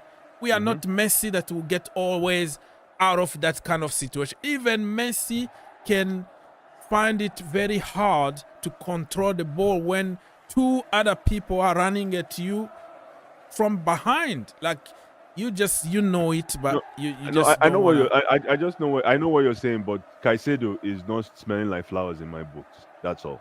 You show for the ball, and even if it was a bad pass, do something. Throw a body in the way. Do something. That's all I'm saying. If you show for the pass, that you were actually that obvious. You made yourself that obvious, pointing to you were facing the goalkeeper. And which is the right thing to do, because he plays number 6 for us. It's the right thing to do. You're coming to supplement the defense, which is excellent. But if you cannot make an attempt when that kind of pass comes your way, then come on, man. Come on. Well, we can agree to disagree. Absolutely. Absolutely. I totally agree. Agreement on that. Yeah, there is an agreement on that for sure. You can agree to disagree. Absolutely. I agree with that one. Yes, for sure. For sure, man.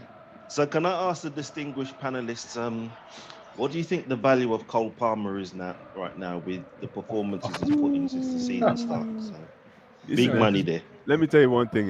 You see the board there. That business they just did by extending around 2 years. Was it 2 years? He got 9 years in jail, bro. But they just gave him an extension recently, right? Yeah, it was 7, and then they add 2. Now it's 9. Imagine, yo. So anybody if you're coming in to talk to Cole Palmer, you better have at least $120, $150. King of Kings. You better be like 1.5. 300 million minimum. No, 150. No. You do the maths. Contract. I'm thinking at least 200 million. Are you serious? To get that guy, yeah. Nice. 300 million is minimum. Nice. So depending on how you see it. Yeah. Depending on how you see it. People can say they did it just so they can get as much money as they can. Or you can see the other side of the coin to say, because they want to keep him as long as possible so they don't have to worry about Real Madrid sniffing around. So what you see it, all we want now is to win trophies with Palmer. If he wins at the Champions League and other trophies, and it's time for him to go to Real Madrid, and for Messino Williams to take over a Chelsea Football Club.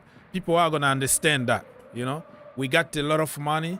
We got the new coming who already doing his thing at Chelsea. But I don't think right now their focus is on let's make as much money as possible. It's just like, let's make Chelsea great again. By making Chelsea great again, winning trophies, the value of this club is going to be high and we're going to make more money because we are successful. Making us a mid-table Brighton kind of a team is not going to really pay off for a big brand like Chelsea Football Club. So I think at least that is my thinking. And the fact that they sign a contract not to take any dividend for 10 years tells you that they can wait a little bit and they're going to make this team great again. Did you see the celebration from the owners yesterday? What's his name again? Igbali. He came after the game and like shushing people. Oh, just really? like Mourinho. Okay. Yeah. Wow. Yesterday he was like, sit down, man. Come on. We know what we're doing kind of celebration. So I'm gonna believe. So yeah. basically, he's being vindicated as well. Then Yeah, saying like I that told he's, you, so kind of celebration mhm, yesterday. mhm.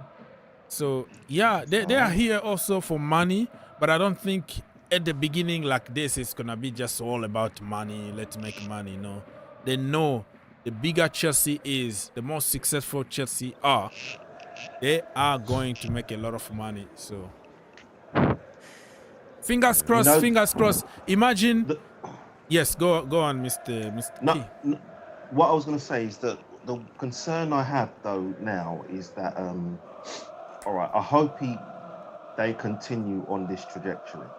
Yeah. And I don't want them interfering with this manager to upset his momentum. Don't say, all right, look, we need to get rid of this player now. You need to bring this player in and blah, blah, blah. And so just let him focus, let him do what he's got to do with the players that he needs. Do not upset that momentum, please. Just leave it alone. That's all I want.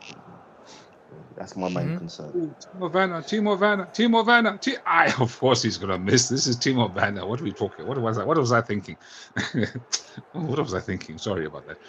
And yeah, Timo Werner. He's having a good game overall, but when it comes to finishing or the last action, the end product is not there in terms of like assisting or scoring. But there's. I was also going to say something completely different. Now there's on YouTube. There's I spent way too much time on YouTube, but there's a channel which I won't mention the name because I'm not going to promote them. But what they do is that they collect.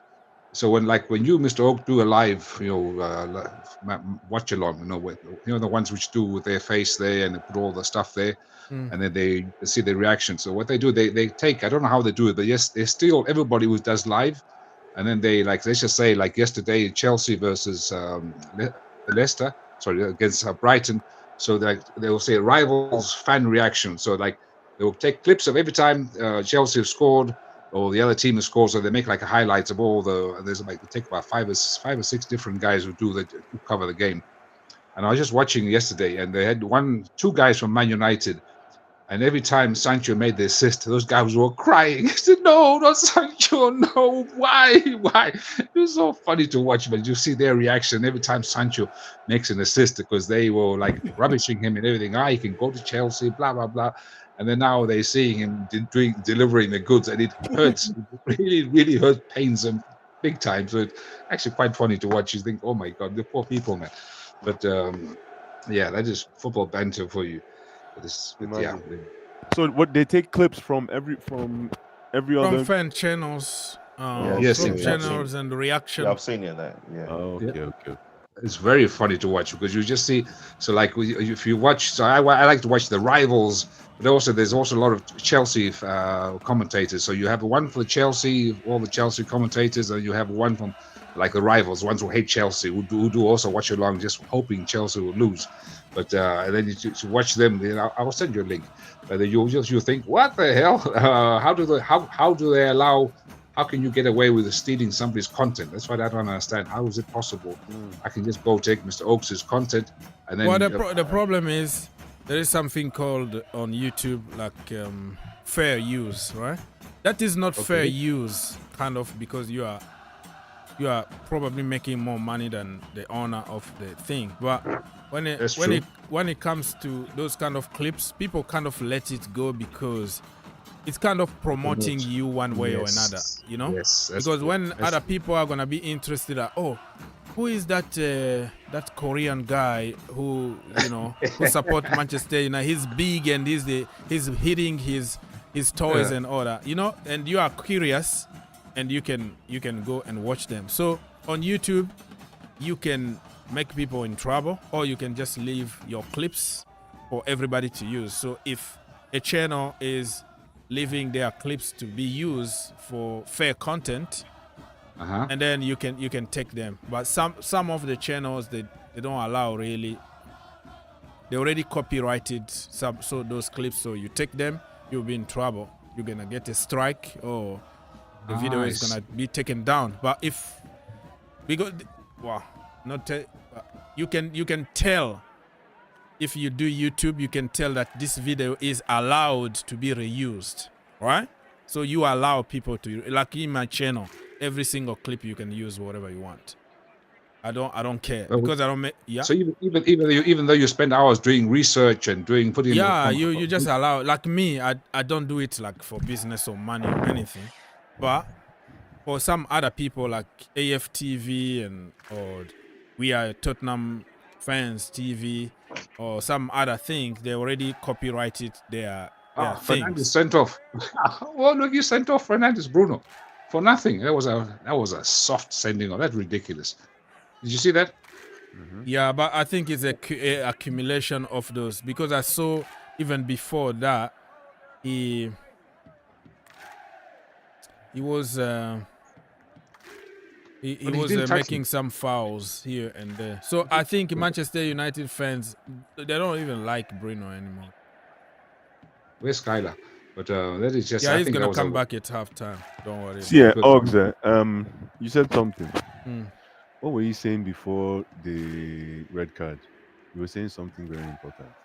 Before about the streaming, about people's content. Exactly. Oggs, I really appreciate how you're giving back to the community. But my offer is still on the table. Here we go. Here we go. Here we go. I know you're not doing it for money. You're doing it for you're volunteering to the community. It's a beautiful thing to do. I appreciate you. But the offer is on the table. Please. Take the offer. The offer is on the table. I will monetize it, and I will give you what do you call it?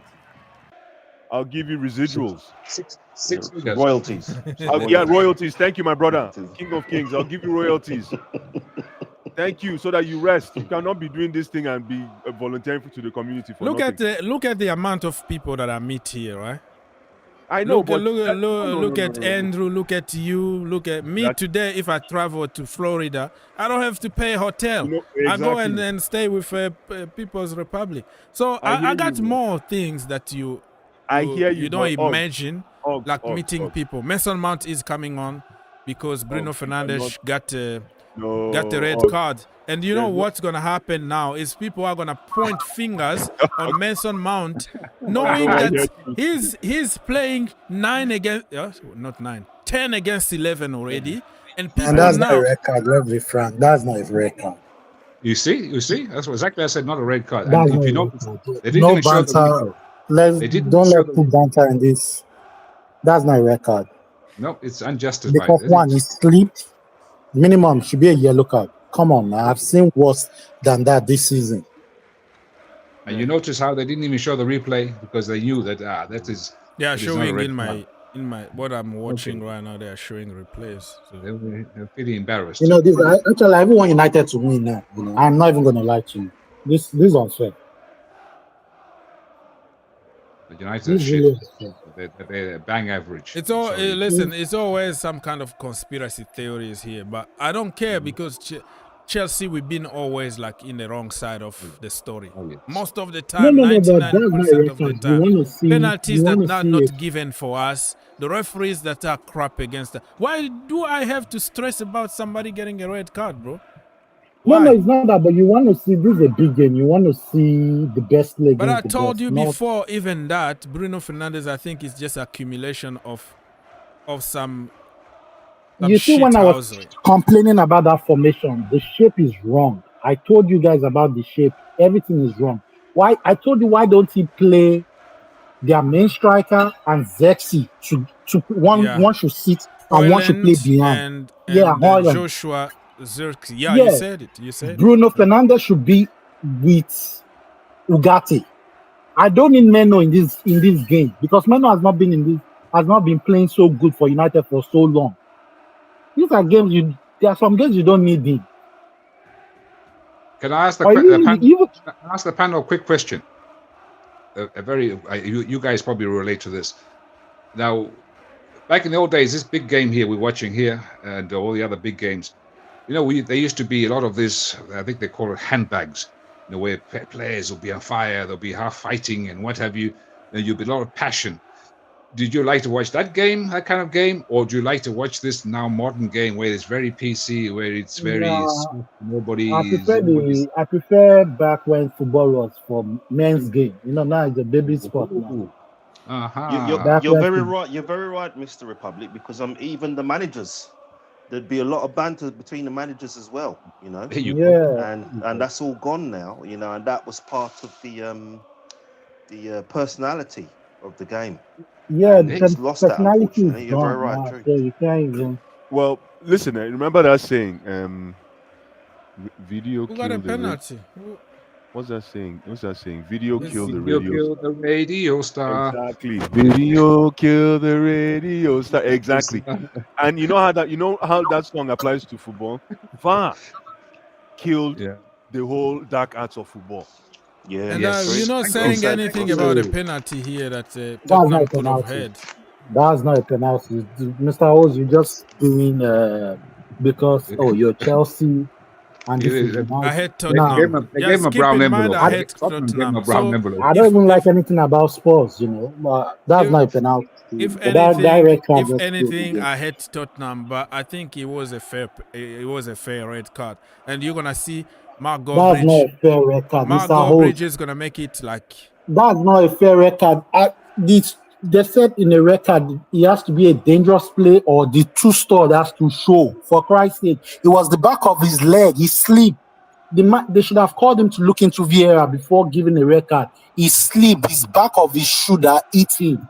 But the VAR also is allowed to cancel red cards. No, VAR can't cancel record if the record gives you. If the ref gives you a record, I'm not sure. Because that is a game-changing decision. They have to check on. That's unfair.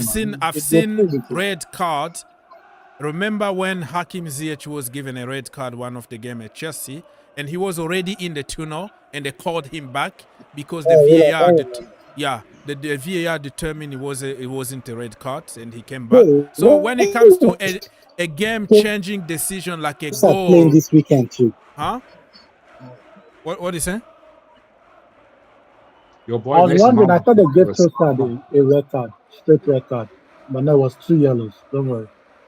Why is the Mount to be sent off in this game here? He's just got a yellow for a stupid attack. That's a very stupid challenge.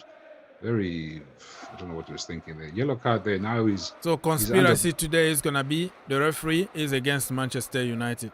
But the ref has killed the game. The ref has killed the game. Both teams were attacking each other, which is likely United would have scored. Any of them could have scored, but now the ref has killed the game. But this is karma. This is karma going back from all the way back from Fergie time. Well, these are Fergie things, Karma is coming back to one. This is the price they're paying United these current times. From those days when they were cheating, Howard Webb and all those guys. Huh? Oh my! Clattenburg, 2012. I'll never forget that game. That game haunts me till tomorrow. Chelsea, Manchester United, Wayne Rooney, and I think we got a red. What was it again? That goal was supposed to be offside on whatever. And Clattenburg. Can you hear me? Yes, sir. Clattenburg destroyed us in that game, man. And remember, John Mikel Obi ran into the change room to attack him. You remember that story? My goodness, man. That was a very painful It's half-time, people. 1-0 to Tottenham. Manchester United are playing with 10 men. Absolutely painful game, man. Absolutely painful game. I'll never forget that Man U game. So Anthony Taylor is responsible for killing our game now. you know, because this man comes out with some. Did you see that Bournemouth game? He's got the world record for the most yellow cards. Yeah, that was 14 yellow cards in the 15, game. yeah. Who's ever heard of this? This is Yo, absolutely. that game was a scrap. It was a scrappy game. No, but you see, this point I'm making is that these officials need to be held accountable for the decisions they're making. Yeah, just like we are held accountable, we hold the players accountable for the decisions they make. Yeah. These officials also need to be held accountable. Yeah, if they're making poor decisions, they're untouchable, and you can't even criticize them. If you go to him and speak to him, there's a possibility of you getting a yellow card. This is madness. What kind of game is this? You're killing the joy of the game because, of course, it's going to be a contact sport. Yeah, I'm not saying that there's certain tackles and things that need to be punished 100%, but. And even like some cheating, if you're rolling over, like you've just been touched and so on and so forth, you give a yellow card for that. Stop simulating, yeah? But for giving yellow cards for nonsense, you just said, because I was watching the match, I've just come away from it, but you said that Bruno Fernandes didn't deserve 2 yellows for he's being sent off now.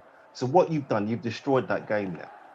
Exactly. So they're not going to be going at each other the way a football match is supposed to be, you know, because they're going to be they're down to 10 men now, and plus they're going to be worried about this referee.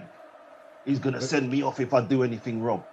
No, but Andrew, remember back in those days, Andrew, sorry to cut you off. Yes. Remember back in those days when a referee, let's just say Pierluigi Collina, remember that guy, the bald-headed guy? Now, even though he didn't speak the language, he would look at you and he would scold you like a headmaster at the school, but he wouldn't book you, but he would tell you off. He would tell you off like, I'm not putting up with this nonsense here, whatever, blah, blah, blah, but he'd give you a chance. But nowadays, it's like, these guys are trigger happy. It's just they're looking for an excuse to almost like American police, so looking for an excuse to give you a card, or because they want to put themselves in the they want to be the center of attention, basically, and that is where I agree 1,000% with you. They're destroying the spirit of the game. They're destroying, and like this top game was now 10 against 9 or whatever it is 11 against 10. It's like, do I really want to watch the second half for United already crap to begin with?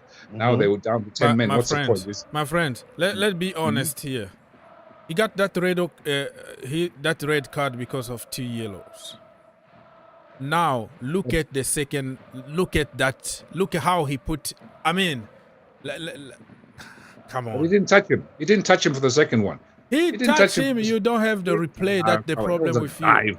Look at the replay. That guy's weak. No. Look at him. Look at that. that. Straight away. He already. Oh my goodness, bro. He did it on purpose. He knew it. Even Manchester United fans know it.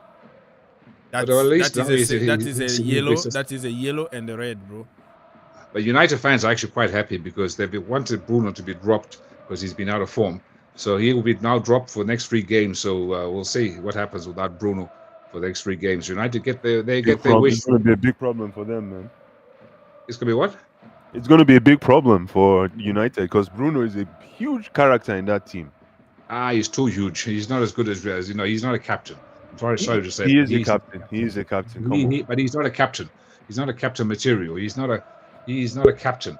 I mean, he's just. No, listen, he likes to complain a lot, though. That guy. Yeah, Bruno is a character player, man. He's what mentality monster. That's what these kids use. He's definitely a mentality monster for me, Bruno Fernandes. How, bro? He always complain like a little kid, throwing his hand up and complaining all the time. That guy scores. Listen, he might not score a lot of goals, right? But I tell you one thing: it's only mentality monsters that can score big goals. What big goals? Tell me how many big goals. Are you seriously going there? What now? You want to look at Bruno Fernandes' goals? All of them were big goals for Man U. The guy is the most important player in midfield for Man U. True or false? Bruno was only good when he had our friend. What's his name? The guy who went to Juventus. What's his name? Pogba. Paul Pogba. That's when Bruno was fantastic. No, They but agreed. Pogba, he never played with Pogba in that team. They never played together. They played. They Yeah, played they together. did. They did. For a little bit. But that's when Bruno was at his very, very best. That's when Bruno was shining, because Pogba was doing all the donkey work. But now I know. I'll take Bruno before. No Pogba, no party. No Pogba, no party. No Pogba, no party. My goodness. Listen, before I will tell you that I'll take Bruno Fernandes before Enzo Fernandez, but man, that's a criminal sin. I know. Now I step on the gas. I'll have to step on the brakes and evaluate that decision now.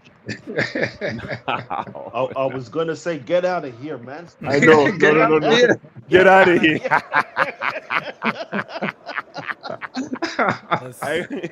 I'm telling you, I'm like, yo, if you talked to me 2 months ago, I'll tell you Enzo Fernandez, Bruno over Enzo any day. Today, nah, I have to pause a little bit. Enzo, man, I need to see a few more games, but Enzo is playing some kind of football. Enzo, he's the truth. Enzo is the truth. Enzo is that pass. I said it yesterday. That pass that generated the penalty. That pass he gave to Sancho. Yeah. That was the most important pass for me in the game. Crazy. But he's coming, and I think his confidence is growing. His confidence is growing as now that he's basically. And he plays defense. He plays defense. Oh yes, but I'm still very skeptical about him being our captain. Me too. I know. Like I said, I'm counting my teeth with my. I'm being very careful. I'm counting my teeth with my tongue, like they say. And I want to see where this is going to end. Is this for real? I have to tell you, yesterday he put together a 7.5 out of 10 performance. I can't believe I'm saying this. He's number one hater. He's number one hater. The guy who came and took Jorginho's jersey. Are you crazy? Are you crazy? I'll attack you now. I must attack you. I must go for you. But he has proven to me in the past 180 minutes that he can potentially stitch together a decent performance. He's quality, that boy. They didn't spend a lot of money. Our scouts obviously knew what they were seeing. They saw the potential. They didn't see obviously the finished product. Yes. But now that this team is sort of like gelling, now we are seeing gelling. I'm not getting carried away, but yeah, it's gelling. It is gelling. The thing is that where the team is now playing, it's not so heavily. We just pass the ball. It's not individual. That's right. Yeah, exactly. Just pass the ball to either Enzo. He will have to do something, or pass the ball to Cole Palmer. Now we're seeing other guys stepping up, other guys taking responsibility, and this is why. I mean, I can't state enough how important the acquisition of Sancho is, because what happens is that it's stretching out the defenses. You imagine your defense. Okay, you're playing with Chelsea. Who do you mark? And how do you mark? Who do you concentrate on? You got Cole Palmer. You can't leave him alone. You got now Sancho in the mix, and you got Jackson. Jackson, you can say what you want about him, but the guy he's a menace. He will terrorize defenses. Yeah. So how do you defend against Chelsea? This is how do you play against them? The only option you have is to park the bus, and pray to God that Cole Palmer or whoever, even Enzo, doesn't take a long distance shot or what have you. But it must be very daunting thinking, shit, we've got to play Chelsea. These guys, they can score at will. How many chances? We scored 4 yesterday. We should have scored at least 8. Because we missed so many other chances. Even Cucurella, he was marginally offside. But I'm just telling that team on their day. But obviously, not every single game we're going to be scoring 4 or 5 goals. It's not going to happen. Some days you'll have an off day where you maybe a 1-0, 2-1 or something.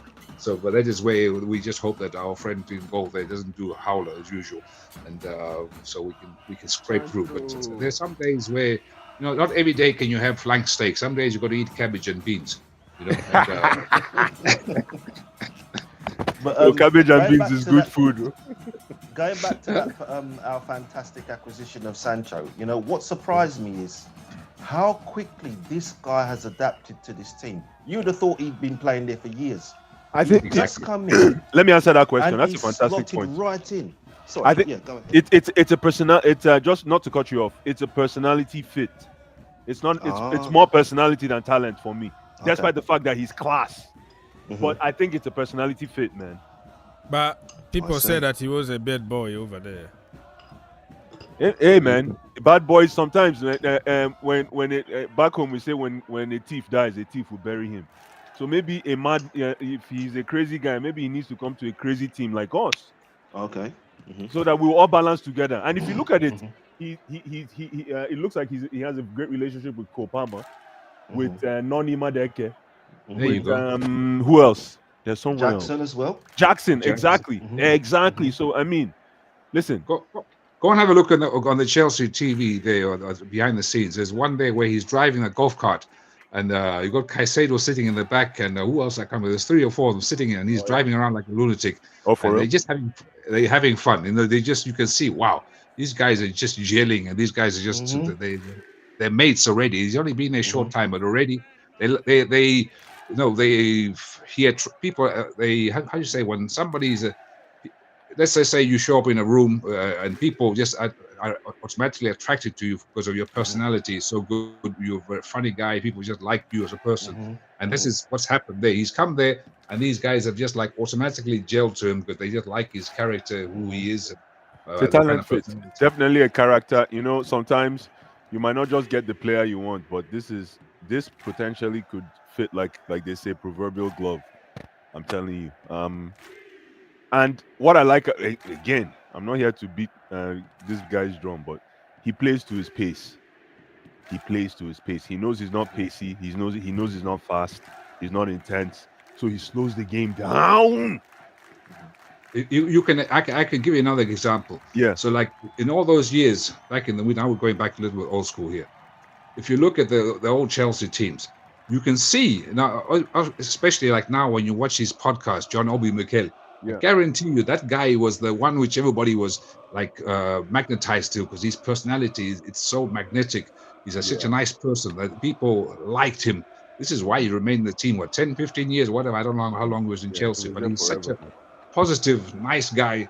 I can imagine his teammates just automatically, he was like central attention, even though he wasn't always the one who started the games. But this happens. Coaches aren't stupid. They can see, okay, you need somebody who's going to spread the love and joy in the team, keep his mates happy, and because training is hard. You go to every day to your practice, so you got to put in them the runs, all the tacklings, all the the 3 against 1, whatever that is horrible work. It's they say horrible. It's hard. It's not easy. People give me that job, I quit mine. No. You don't. Behind the scenes, they work damn hard. Those guys, trust me. The training is brutal.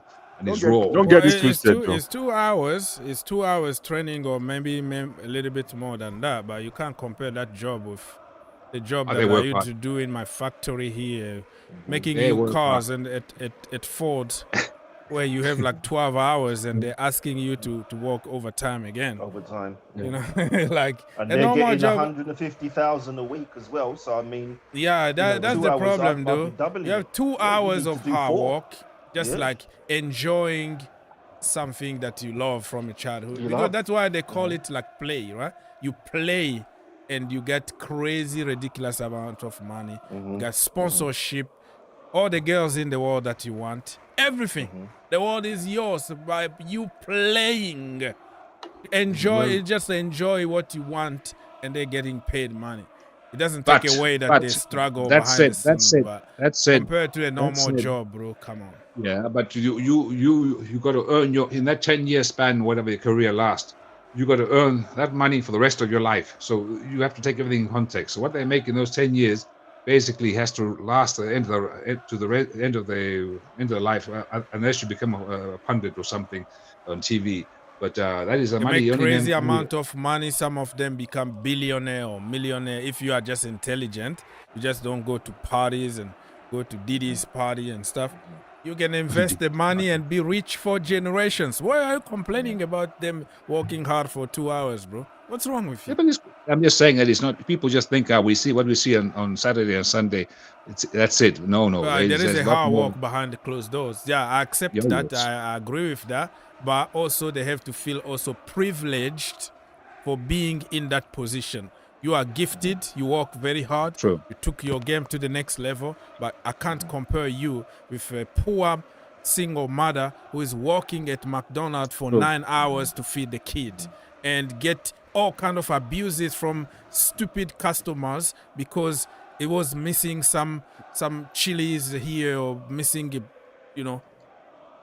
salt or peppers. You know what I mean? That's what I'm trying to say. Like, have you ever walked in a restaurant? I walked, man, in South Africa, man. I was working in a restaurant when I was going to college.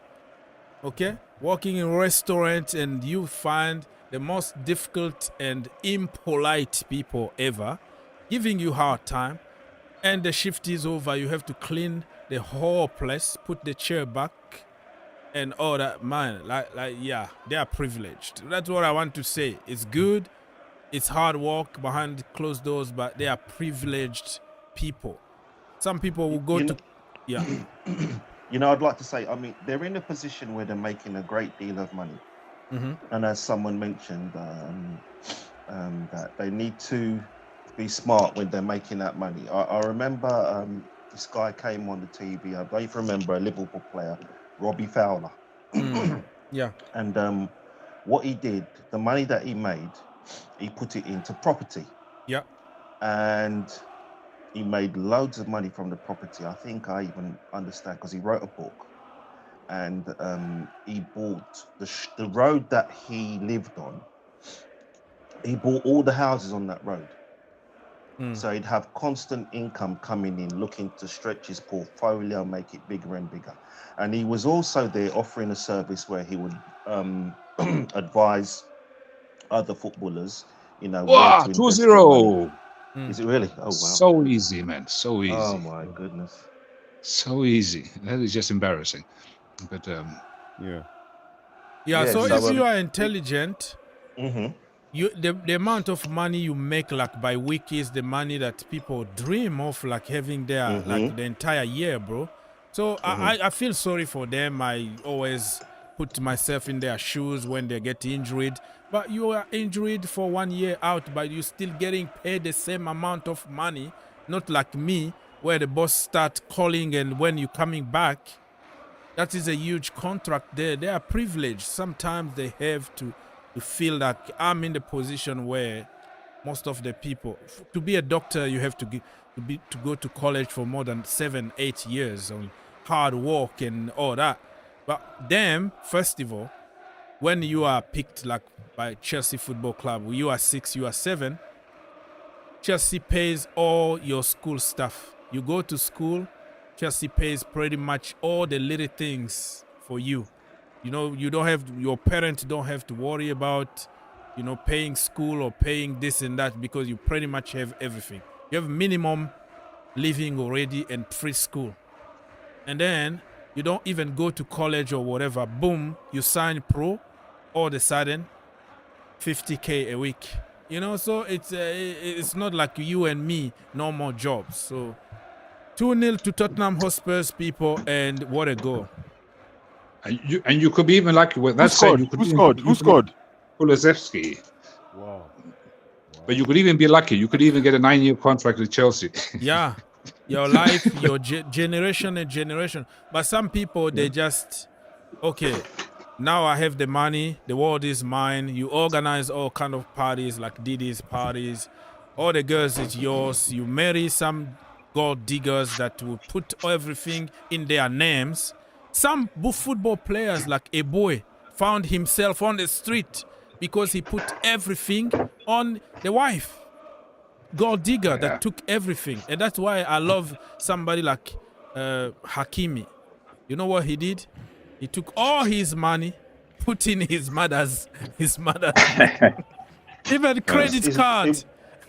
It wasn't just the money, it was everything. His clothes. Everything. Cars, clothes, shoes, like even shoes. Everything. Like everything is my mother's paying. Credit card, I have to ask money from my mother. Who's that guy there, that Danish player there, who played with Barcelona, one of the richest footballers ever? He's a big-time investor. His name is Brentford. Martin Braithwaite, that one. Braithwaite. Wow, he's so rich, that he's guy, the man. richest footballer. But he was playing for like no name, pretty much, let me call it that way. Like small teams compared to big teams. But because he's so intelligent on investing, and he's the richest, he's a billionaire. Like he got more money than Cristiano Ronaldo. But nobody heard of him. He's just doing his thing behind the scenes, still playing now. When the last club like he played, I don't know, Osasuna or something, they say, oh, your contract is finished. He wanted to buy them. He's like, you know what? I'm going to buy the club. You want to sell me? So screw you. I'm going to buy you and sell you instead. You know? I'm going to buy you, the entire club. So that means, like, man, when you have that kind of money, if you have good people around you, that's why your agent also is very important. Because agent is not only about finding you clubs, but it's about finding you deals, like with Nike, with sponsors, with this and that. They manage so many things. Invest your money, do this and that. That's why you need a good agent, and you need good people, not only people who comes to you just because you have money, you are famous, and they always say yes to you. Oh, let's go to Vegas. Yes, party, get in trouble, get in legal trouble, pay the money for legal fees. Boom, boom, boom, boom. You're going to find yourself Talk sport, getting minimum wage one day. So if you are intelligent, bro, it's a lot of money. Crazy, ridiculous of money. You play or you don't play, the money is there. What a contract. What a life. What a life. 2-0 to Tottenham Hotspurs, people. Manchester United in the mud. Ten Hag. But that's why you take your money, you take your big salary. You go to the market and you go and hire one of the best accountants. You pay your accountant £500,000 True. a year, and know that you're going to be a billionaire in the next 10. It's a worthy investment. It's a worthy investment, man. You go to Wall Street and go get one sharp. Just don't go guy. to crypto stuff, because crypto stuff. People are making money with crypto, bro. Let's call it out. That is a very, very complicated topic. So let's not get there. But what was Maresca saying yesterday about Cole Palmer? He said his nature, his personality is still the same. You know, even from the under 23s. So if he was going to be different, he's going to get a red card. I'm sure. I told you he's going to get sent. He's so frustrated already. He's a bad loser. Like, he doesn't like to lose, and he already on yellow, and seeing his team losing already 2-0 to Tottenham Hotspurs at home. He's frustrated.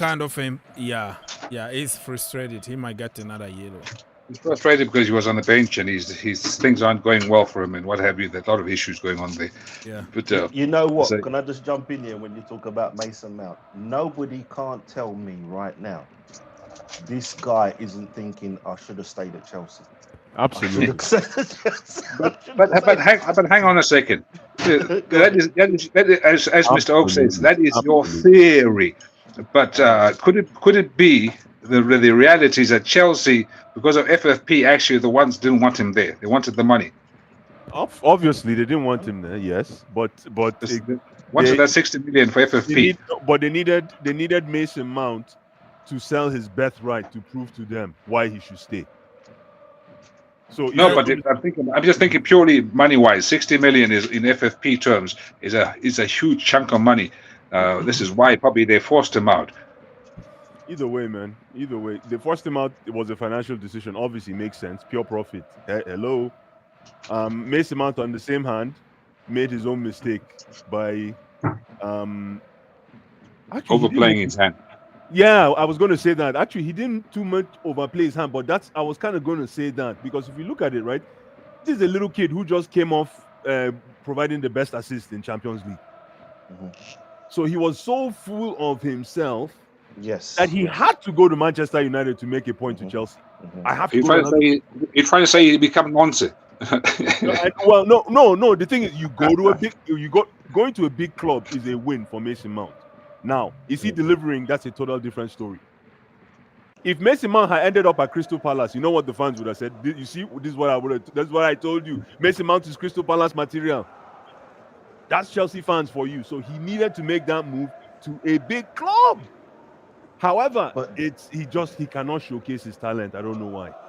I don't know what. That's the point I'm making. I mean, all right, you've gone to a big club. Yes. Not to say that Chelsea isn't a big club, but he's gone to a big club. Yeah. Well known. Absolutely. Well respected. Yeah. But you also need to perform. That's my problem. I know. You don't perform when you are injured for 1 year. That's what I tell people. He's been injured, but for the little time he comes in. Like today, he's playing 10 against 11. Plus the referee. You just say that the referee was for Tottenham Hotspur. So let's say he's playing 10 against 12 already. So a context behind everything. All right then, Dr. Hawks. All right, that's true. But he's given an opportunity to do something. You've got 10 men against 11. Go out there and show them why they need to pick you week in, week out. Don't be acting like he doesn't even receive the ball, bro. A few times, like he needs to search, he needs to fight for the ball, and that's why he got the immediate yellow. And he's in the edge right now of getting a second yellow because he's getting so frustrated. You know, Tottenham Hotspur Festival, you play 11 against 11, you're not going to touch the ball that much. They are just rock and roll, bam, bam. They play basically in your half all the time. Okay. So it's not like a normal team they are playing against. But I can explain to you in psychological terms what's going through Mason Mount's head. So Mason Mount's head, as it is, he's feeling humiliated that he's on the bench. He can't get to the team, and the only reason he gets on the team now is almost like when you're a sub. What's wrong with this brother, man? When you're a sub and they bring you on in so-called garbage time, with 10 minutes to go, your team is leading 4-0. That's when they bring you on. It's very humiliating also to be subbed on there. And here, the only reason he's been subbed on is because the captain's been sent off, and they're expecting him to go there and start doing donkey work. So in his mind, it's like he feels unjust, and he feels even more humiliated. That his only reason he could come on is that because he's expected to go there and work miracles. But obviously, he wants to come there. He wants to be a starter, play under normal conditions, not like now where he's in a no-win situation. Let's be honest. He's on a road to and this is where these frustration fouls come from. Because he's just not in a good place. So there may be this bit unfair for the manager to be playing him when he's so out of form, when his head, maybe he's not quite in the right place. So you're destroying the player even more than he's half destroyed as it is. You need to rebuild him slowly, but not throw him in to the wolves when he's in a very fragile state mentally. Well, I still think he's been given an opportunity here, and he needs to grab that opportunity with both hands. I don't think it's an opportunity. I think it's a humiliation for him to be thrown in this United team. Look how they are. They're a terrible team. I mean, it's just they're nowhere. They're neither here or there. And I feel sorry for him to be thrown into that situation where he should be. But then again, at some point you got to deliver. You can't just keep hiding. Yeah, exactly. They paid 60 million. Paid 60 million for you, so you've got to start delivering at some point. Yeah, show why you were worth that money. Show why you were worth that 60 million. Go out there. Maybe it's not the most, it's the best scenario at the moment for you to be coming in, but you've got this opportunity to come in and show why you must get this spot week in, week out. What did they say in America? He stank out the joint.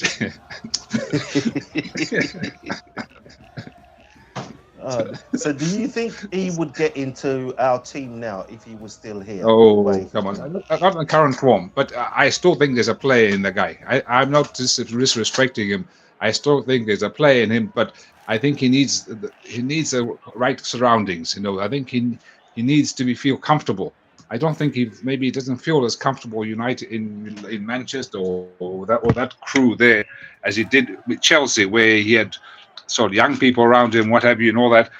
And here if somebody like a KDH can get in the Chelsea team, why not Mount? The problem is, first of all, we were not going to buy so many people that we have today if Mason Mount was still there. So if you can create a position for him, or if Pochettino was there and they gave him a contract and he stayed, probably a different narrative right now. So like now, if you bring him and then under this manager with the system that we are playing, with the players that we have, it looks like nobody is going to have a place. But if you are building a team with an idea of playing Mount profile, you can always find him a place to play. And now he been gone like for 2 years now, disappeared because of injuries. When he, first of all, at Chelsea Football Club the last season, he played less games. I think he was out more time that he was in. So injury problems started already at Chelsea that last season. Remember that. And then he moved to Manchester United. The first season he played like 1-2 games, injured, 4 months out, came back, played like 2 games from the bench, boom, injured again. So he been gone for like 2 years. So kind of our mind is like refreshed already with new kid on the block. But I think Mason Mount fit in the right system with the manager who trusts him. He's a very good player.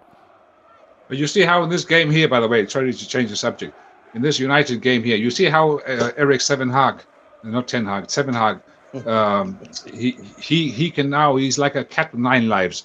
So where the narrative should have been, United are poor, the manager needs to be sacked. Now the narrative will be, is Bruno. The attention will be deflected from Eric Seven Hag or to Bruno, and he will survive. They were all 4 before even the red card. Let's be honest. Tottenham were all over them, and they scored the first goal without the red card. So it's not all about the red card. They were basically under siege from minute 1. My point is that the media attention will be on Bruno, deflected yet again. Yeah, to be Bruno this, Bruno that, everybody forget about Ten Hag. Then he'll probably win the FA Cup or Charity Shield or something, and they extend the contract, and then the rinse and repeat. But at some point you've got to stop that cycle and say, you know what, no, 3 years of this guy is enough. We've seen enough. We've got a big enough sample size. No more excuses about a work in progress or we're developing or whatever, blah blah blah nonsense he comes up with. It's like, okay, we've seen enough. Thank you very, very much. We're going to try something else. We will hire, I don't know, Zidane or somebody, Thomas Tuchel, I don't know, whoever. Even Thomas Tuchel will come there and do a job straight away. You know, he will sort out that defense. He will sort out a style of play. Maybe not be the most exciting, but it will suit United. But at least they'll get results. And but this is just it's painful. It's painful for, I can imagine, for United fans watching this, thinking, "Wow, how far we've fallen from grace." But yeah, just keep repeating the same old stuff and expecting different. What do they say? A sign of madness is repeating the same old nonsense and expecting different results. Yeah, outcome or results. That is a sign of madness. Mm-hmm. And but maybe United can't afford to fire him. You know, they've given a long contract. I think United are also quite stretched out with FFP, so it's not as easy just to fire managers like you could in the old days. You know, like how Chelsea used to do it every 14 days, fire a manager, and can't just keep doing that. Aren't we still paying Potter? I think with Potter, from what I understood, Potter took a smaller amount in order to discount. Leave. But they're still paying him though. Like they came to he was a good guy, because if another manager, he would say, well, my life is, you know, my management in top level now is under scrutiny, so you have to pay me all my money. But he said, okay, let's make a deal, boom boom. But they still pay him like weekly, so it doesn't feel like you are paying him one time, you know, like so heavy to the team. So he's getting his 200k a week, so he's comfortable, man, living life. How about Poch? How many year contract did he have? He had only 1 year. He signed 2 years. It was 1 year. So that one was very easy for him to just get 1 year. But Potter was there like on 7 years or something like that. And they've given Maresca, what, 6 years? Maresca 5+ options. Jesus, For a wow. 6. Yeah. And that But is him because and he's- his entire staff. But remember, he's coming from the Championship, so he's going to be on a much lower wage than what Yeah. Pochettino would have demanded. So, you know, it probably wouldn't be as much as what they're paying Pochettino at the moment. You know, But if you look at Chelsea players, you talk about wages. Look at the Chelsea players' wages. They're not that high. I think it's like 60, 70 grand a week, 80 grand a week, 90 grand a week. You're talking but of about course, 90 grand or 60 grand as if you were talking about McDonald's salary, bro. No, You're talking compared about to other teams. like $10 an 8-year hour or contract. something. What are you But talking it's about? It's a 8-year lot contract. of money. It's still It's a an lot 8-year of money. contract. Yes. So It's stretched over 8 years. But I'm just saying, to fit the wage bill, to fit FFP, that's how they've done it. And other teams are copying. I've noticed, by the way, the ones who are criticizing Chelsea, how can you give 8-year deals, whatever? Now I'm seeing other clubs giving 5-6-year deals, same kind of system as Chelsea, where they're paying max 100 grand a week. Unlike before, you had players on 200 grand, 300 grand, what have you, completely insane money. So that's Chelsea again showing the way forward to other clubs, how you can beat these FFP rules and how you can wheel and deal. But when Chelsea does it, it's so bad, it's so bad. But that's because everybody is always against Chelsea, So it's. I think a lot of it is envy still because right, I've critiqued this ownership many times, but when it comes to the business aspect, they know what they're doing, and I think one of your members came on and said that they were way ahead of the curve, and this is true. They foresaw certain things that were coming, and adjusted to it appropriately. They are billionaires for a reason, bro. Those Yeah. people can find loophole where there is no loophole at all. They always find a way. That's why those billionaires, they make politicians. The government, everybody respect them because they give money for their campaign. They go to their birthdays and stuff like that. So there is always something, some favoritism somewhere, and they get advantage on some stuff that you say, how the hell he got away with this thing? But they are not stupid. They will find, they got the best lawyers in the world. They can pay anybody. They always will find something. They have lobbyists. Yeah, I think that's lobbyists. what Even to make laws in the parliament, they have lobbies. There you go. Lobbies that will force certain things, and it's gonna pass because they have money. So yeah. Did you see? Did you notice one of the big controversies with this new weird prime minister they have in England?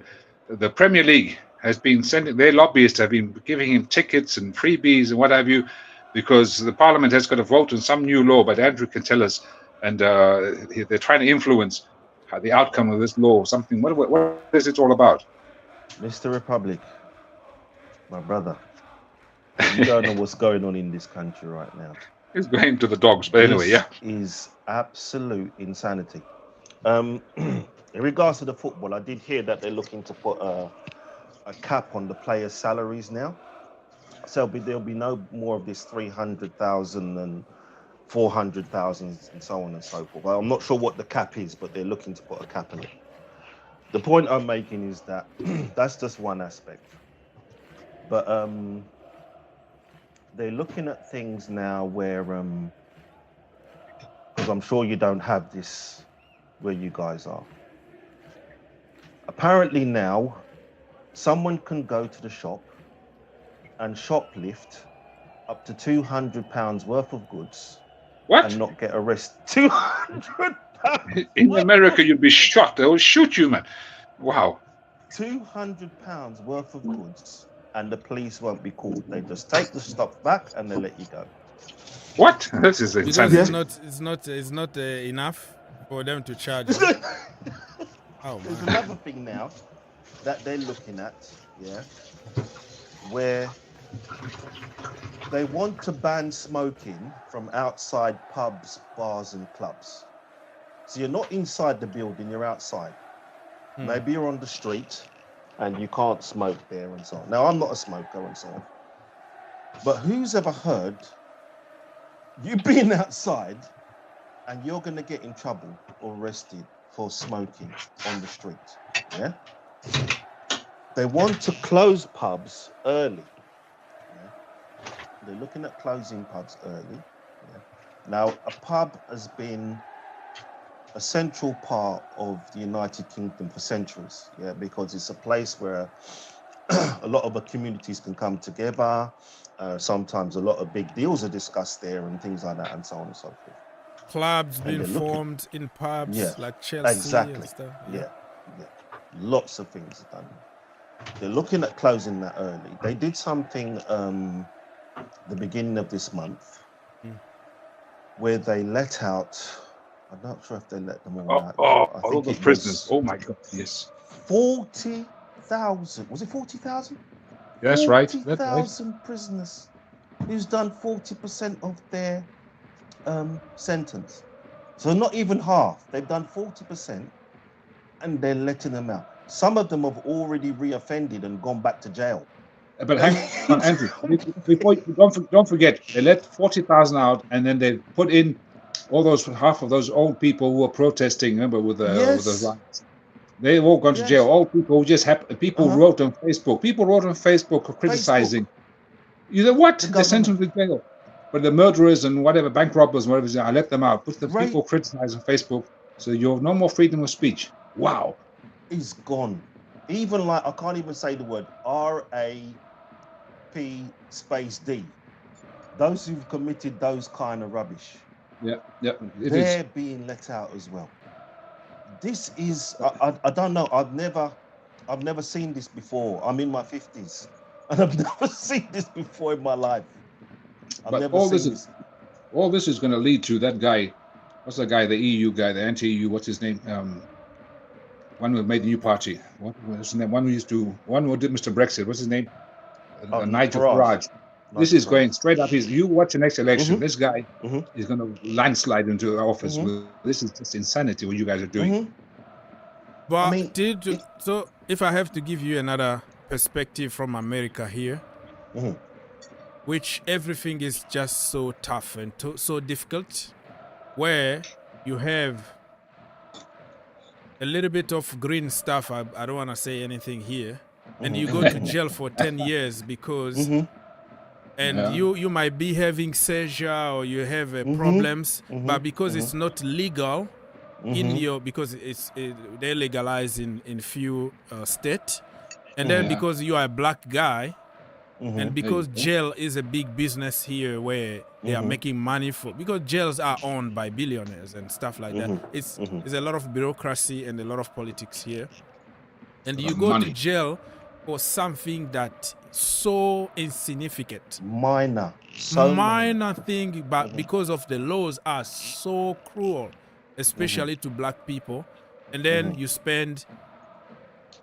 a long time in jail, and even when you come back, your background is messed up and you can't even find a job anymore, and you are obligated now to start committing some other stuff because you can't find a job.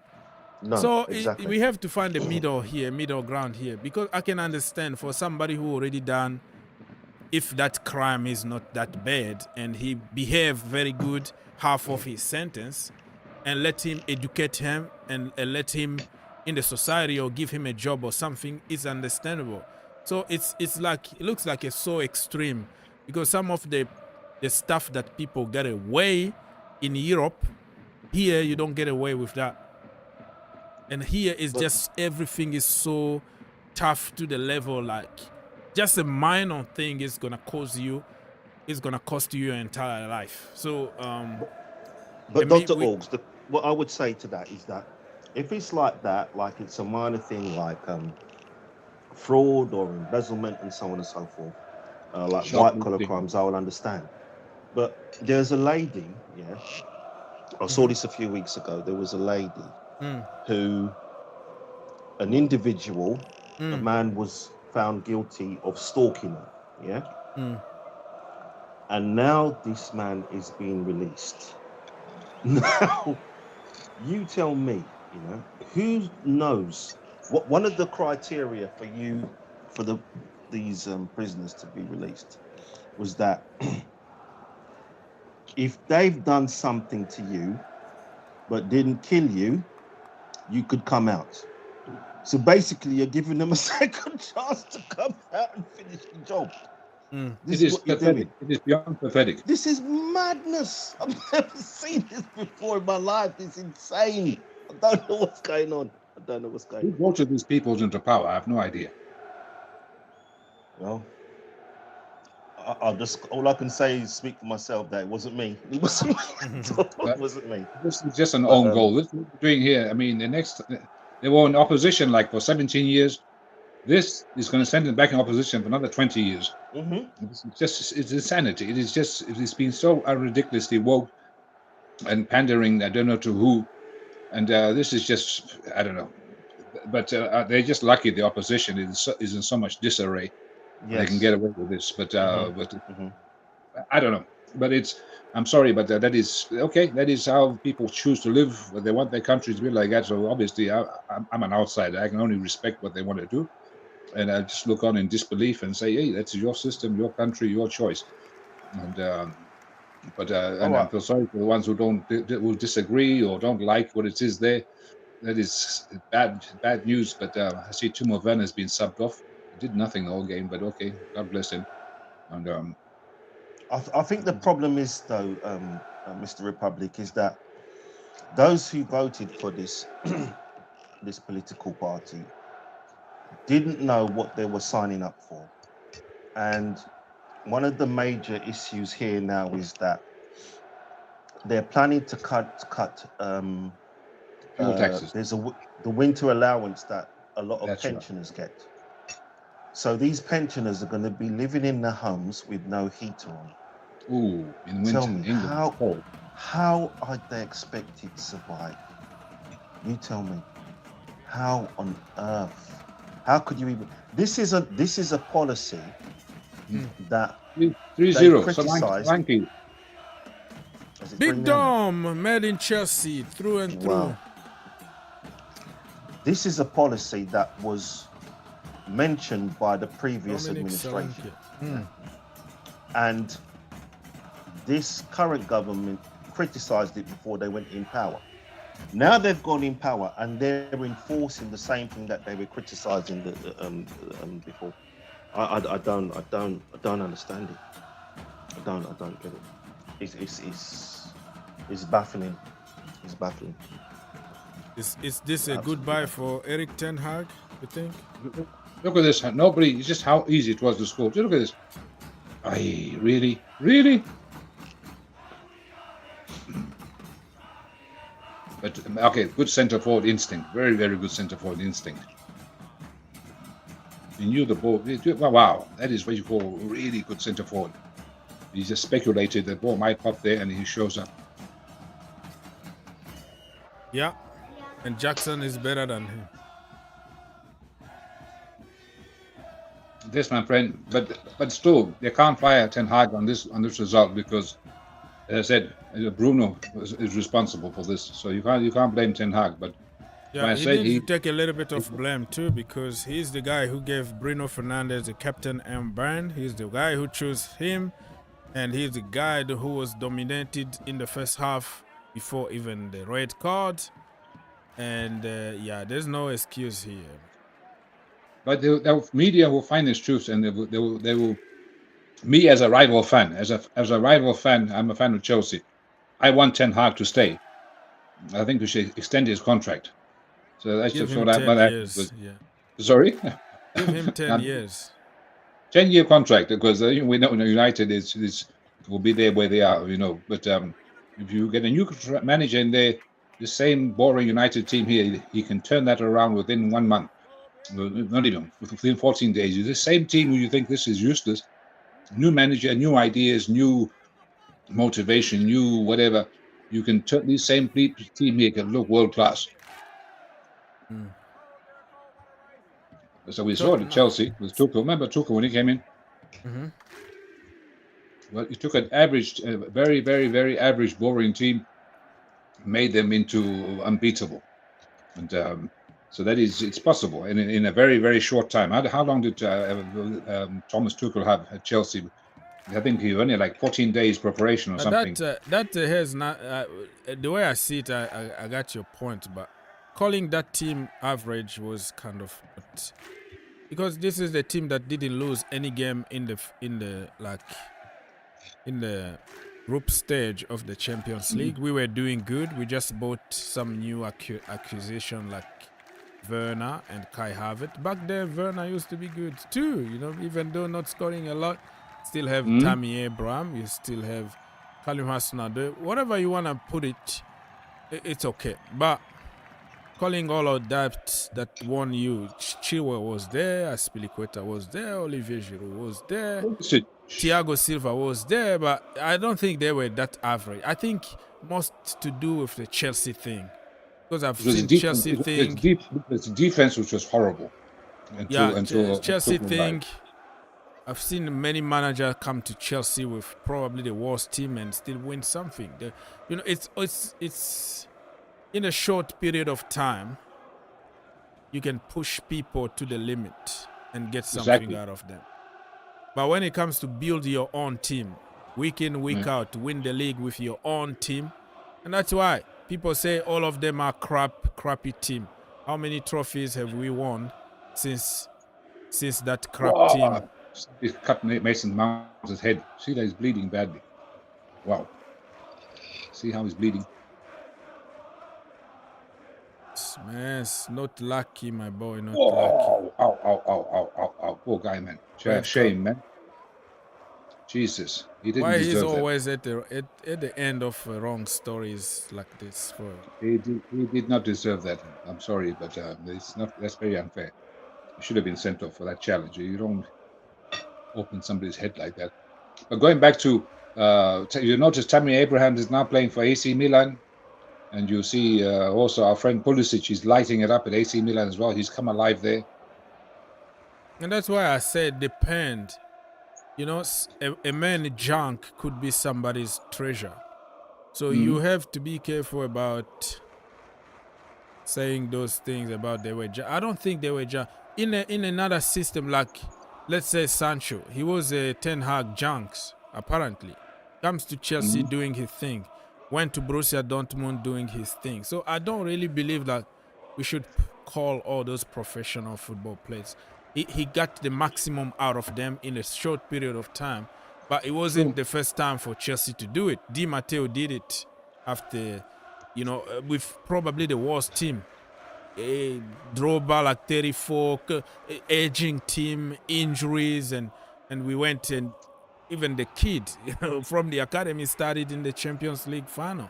So winning a trophy sometime, when it's your year, it's your year. In a short period of time, you can go with that military regime of push, get something. But building a team for a long period of time, get your own players. And when we started getting players like Raheem Sterling, Kukurea is doing good at the moment, but back then he was awful. We got Koulibaly. We got everybody celebrated. Aubameyang is the next coming of Didier Drogba. So it's not that black or white. You are bad, or I can't believe you got a result with this team or that team. No, there are so many pieces that came together for that. So I'll keep really give all of them credit. All those players, I will never disrespect them and call them like average. No, they are just legends in my opinion. Average is when I say average, I don't mean that they were useless. I'm just saying they were neither here or there. But Tuchel took them to the next level, as you should say. Also, Tuchel, the same Tuchel, he went to Bayern Munich, took the team that was winning for 11 years, 11 trophies, winning the league back to back for 11 years, always get to like semi-finals or finals of the Champions Leagues. But he went there and he didn't win any trophy for the first time in 11 years. That tells you that it's not only, and look at the players that he had. Top of the top, you Musiala, you Mula, you Harry Kane, who just like top of the top, and you're still not winning anything. So that's why I say like winning is not that black or white, or you are good or you are bad. So many variables to come together in order to make it happen. But he came at a bad time because Bayern was just tired. Winning. You see, now you're looking for this. And we Chelsea back then, we were in bad time because we were losing. We were losing, Lampard got sacked, whatever. We were awful. And that's where he does good, right? When Bayern were in bad moment, that's where we need the hero. Not only when they are good. But two things. But when I say he came at a bad time, Bayern had won like 15 championships in a row, whatever. The hunger was tired. They were tired. The team was tired. The team was old. And plus, they signed Harry Kane, the bad luck. The bad luck juju guy. So the two things, those two things working against him. So his timing was wrong. I mean, he's not a bad coach and whatever you make, but plus his system didn't suit Bayern. Bayern liked to have the ball. Bayern liked to play attacking open football. Tuchel, as you know, he's part of the bus style. Did not suit that Bayern, and he had the fans against him as well. A big majority of fans were against Tuchel, having come from Dortmund and playing this anti-football. Bayern fans weren't having it. Oh man, Manchester United are losing home. Are we gonna hear yellow page on Sky Sports? He been sacked or something? Yeah, it's going to be pink. So we're gonna end the show in like 4 minutes. When this game is over, I will be gone. The church is over. I have to go somewhere, pick up people, get dinner. Is already dinner? I haven't even had lunch yet, but my people are at the church. They have food over there. They're gonna eat. They're gonna be nice. And we might just have a pizza on our way back. Some pizza and chicken wings. How about that? And then, on Sunday, relax. Yeah. By the way, another one of your T-shirts, if you ever make merchandise, another one of your logos will be, "Let's go, empty your pockets." I love that. I love that statement. Empty your pockets. It's the most. Yeah. Empty your pocket. Oh, Tottenham Hotspur. You need to start doing some merchandise, Dr. Rooks. Everybody's telling me so. Just monetize something and get some money for. I'm thinking about it, and that's why Ice wanna buy me out. He wanna buy me out. It's like, hey man. I know his T-shirt. Yeah. Sancho. Yeah, one T-shirt should be that. Yeah. Make a merch about Sancho. It has to be 3 times. You have to say 3 times. Sancho. Yeah. That guy, he got a lot of energy, man. That guy is full of energy, Mr. Ice. What does he do for a living? He's a salesman? I don't know, but he looks like he can sell you a car without engine, and you're gonna believe him. He's gonna tell you this is a Ferrari, but it's a Toyota, 1994 Toyota. He said, no, this is the way they make Ferraris nowadays. Buy it. Yeah, and you're gonna buy. That's the way it is, my friend. All right, Kulusevski double today. But we'll be watching. I'll be watching the sports update to see if they have called emergency meeting at United. And if they have emergency meeting, then you know that Ten Hag is gone. So can I ask, what do you think the verdict is on Mudryk? Do you think he's going to be staying or he's going to go? I think he's going to go for his own good. He need to go. The brother need to play games, like regular games, not training. He need to be allowed to make those mistakes and probably learn something about it. My only worry about him is like in his age, you're supposed to have the basics of IQ, football IQ, understanding space, understanding how to move and how to play in the team. In terms of talent, no problem. But talent ain't enough. He knows it. He got a big tattoo saying that.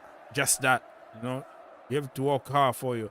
But you can't really teach certain things. I don't know how to express it. But football IQ, you can't teach it. When it comes to skills and movement and do this and that, But when it comes to decision-making IQ in football, it's kind of very difficult to teach people. And he's going to be like 24 very soon. So I'm afraid more on the side of his IQ than on the side of his football skills and abilities. So for me, he need to go. Go, take the L. Go there, Marseille or whatever. Go to the Zerbi who said that he can win the Ballon d'Or. And let's see if we can make him a Ballon d'Or material or something. So would you sell him or would you loan him out? Would you sell him How much are you gonna pay for Mudryk? Let's be honest, clearly. Like right now, his stock is all-time low. I don't think anybody in their right mind will put 20 million on Mudryk. Nope. We bought him for 88 million. Who is gonna pay that money? So what's gonna happen is you loan him out, you have a good season, you cook some kind of deals because I don't see any what place he's gonna be playing next season. Kendrick Pius is coming. Messino is coming. William Estevao. I know they don't play the same position, but I'm just trying to make a point that it's gonna be now a big fight on. Many people might have to play out of position, and who are better than even Mudryk. Like even Nkunku, who is not a winger. He offers more than Mudryk, who is a proper winger. So, I don't know, man. I think this thing is more about politics. I don't think we did any kind of scouting when it comes to Mudryk. The only person who I think would fix him is Pepsi. I think he'd fit in there. He's better. Pep Guardiola? Yeah, he would fix him. Pep will fix him. Fix Mudryk, huh? Yes. So never say never in football, but I don't know about that. So we all thought that guy, our friend there, the midfield player, what's his name? One we got from Real Madrid, one with City. What's his name? Kovacic. Yeah. We all thought he was finished. His legs are gone. Whatever. You could have fooled me. Have you seen him playing with City there? He looks as fresh as ever. It looks like he belongs there. How that is fixing somebody, because Kovacic was Kovacic from Inter, from Real Madrid, and from Chelsea.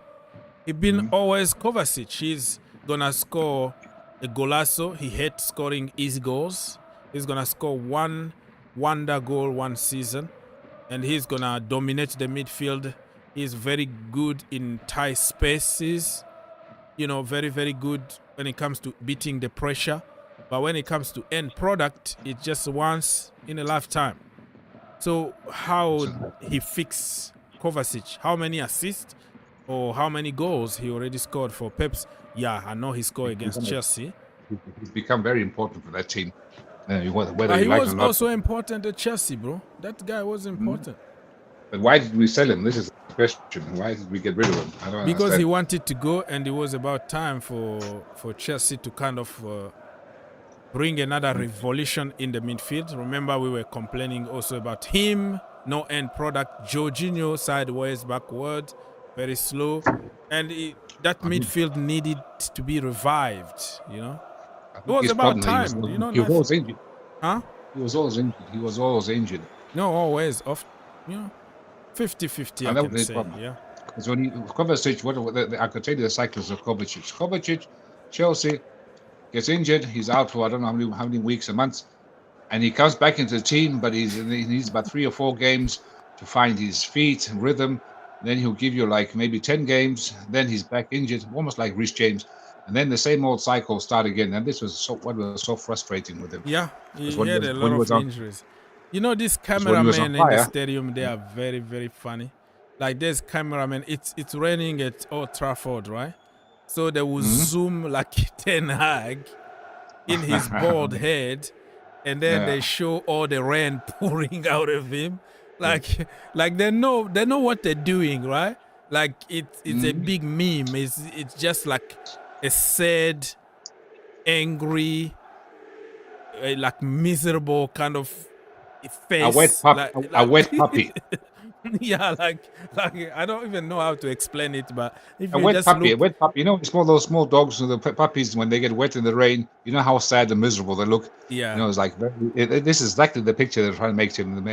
He's like he's finished. yeah, He's drowning. they zoom him in every single angle just to create more drama. You know, it's just like a drama happening right in front of our eyes, and the cameraman knows really how to make it even better. Well, I mean, if you're having such a disastrous start to the season, then they're gonna make fun of you. So he's put that target on his back, Yeah, and they're But gonna shoot. They're gonna shoot. Whether he likes it or not, they're But gonna shoot. if it been a Spanish or Italian cameraman, so that what they like to do is zoom in right into his eyes, from a distance. The way you can actually Yeah, see true. into his soul. But here, at least the English, at least they do have some kind of dignity. They don't go that far. But you will see other countries where there's just some straight into your eyes, and you can just see the pain. You can just feel the anguish. You can just see the disillusionment. He knows. Okay, this is the end. There's a great song, but I don't know if you know. You should know a guy called Johnny Clegg from South Africa. And do you remember him from your days in South Africa? Johnny Clegg and Sapuka. He knows that this I is heard. it. I know some of his songs, even though he wasn't like but mine. Yeah. there's one song there where the line The goes. game is over. People 3-0. Yes. He knows that this is the end. Whatever, but but that is another song for another day. But who's that young guy they're focusing on?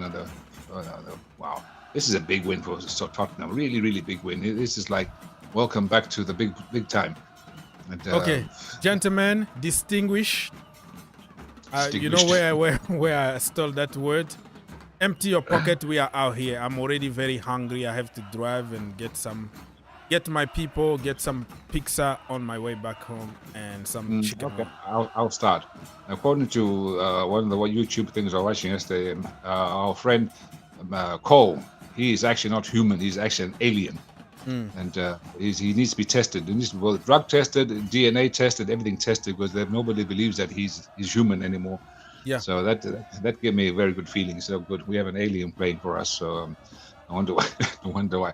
Anyway, this has been fun, and it's good to hear. It's good to see that you're back on a regular basis doing live. This is very encouraging. So I'm gonna wish the panel. Depend. I don't even know when I'm gonna disappear again. So yeah. But I want to wish a distinguished panel. Thank you for your time. Thank you for your energy. And wish you the most successful of all weeks. And take care and God bless. Yeah, God bless. Thank you brother. so much. Take care. God bless to you as well. All right, Mr. King of Kings, my brother Andrew, say goodbye. Empty your pocket. We are out of here. Get out of here. It's always a pleasure to be on with yourself and the other distinguished guests on the panel. Always very entertaining, and I think we got through some very good subjects, had a very nice discussion. So just pray that this upward trajectory continues, and I'd like to extend all my well wishes and God's blessings to all of you over there who are experiencing that hurricane at the moment, and that you keep safe, and that we'll meet again soon. Yeah, so you guys have a lovely evening. God's richest blessings to you all. Thank you so much. God bless you with your Blue Army too. And people, thank you so much for watching. I've been here for 3 hours plus. Gonna have to leave, and I'll be back very, very soon. Put your notification on. God bless you, and smash that like button on your way out. Peace.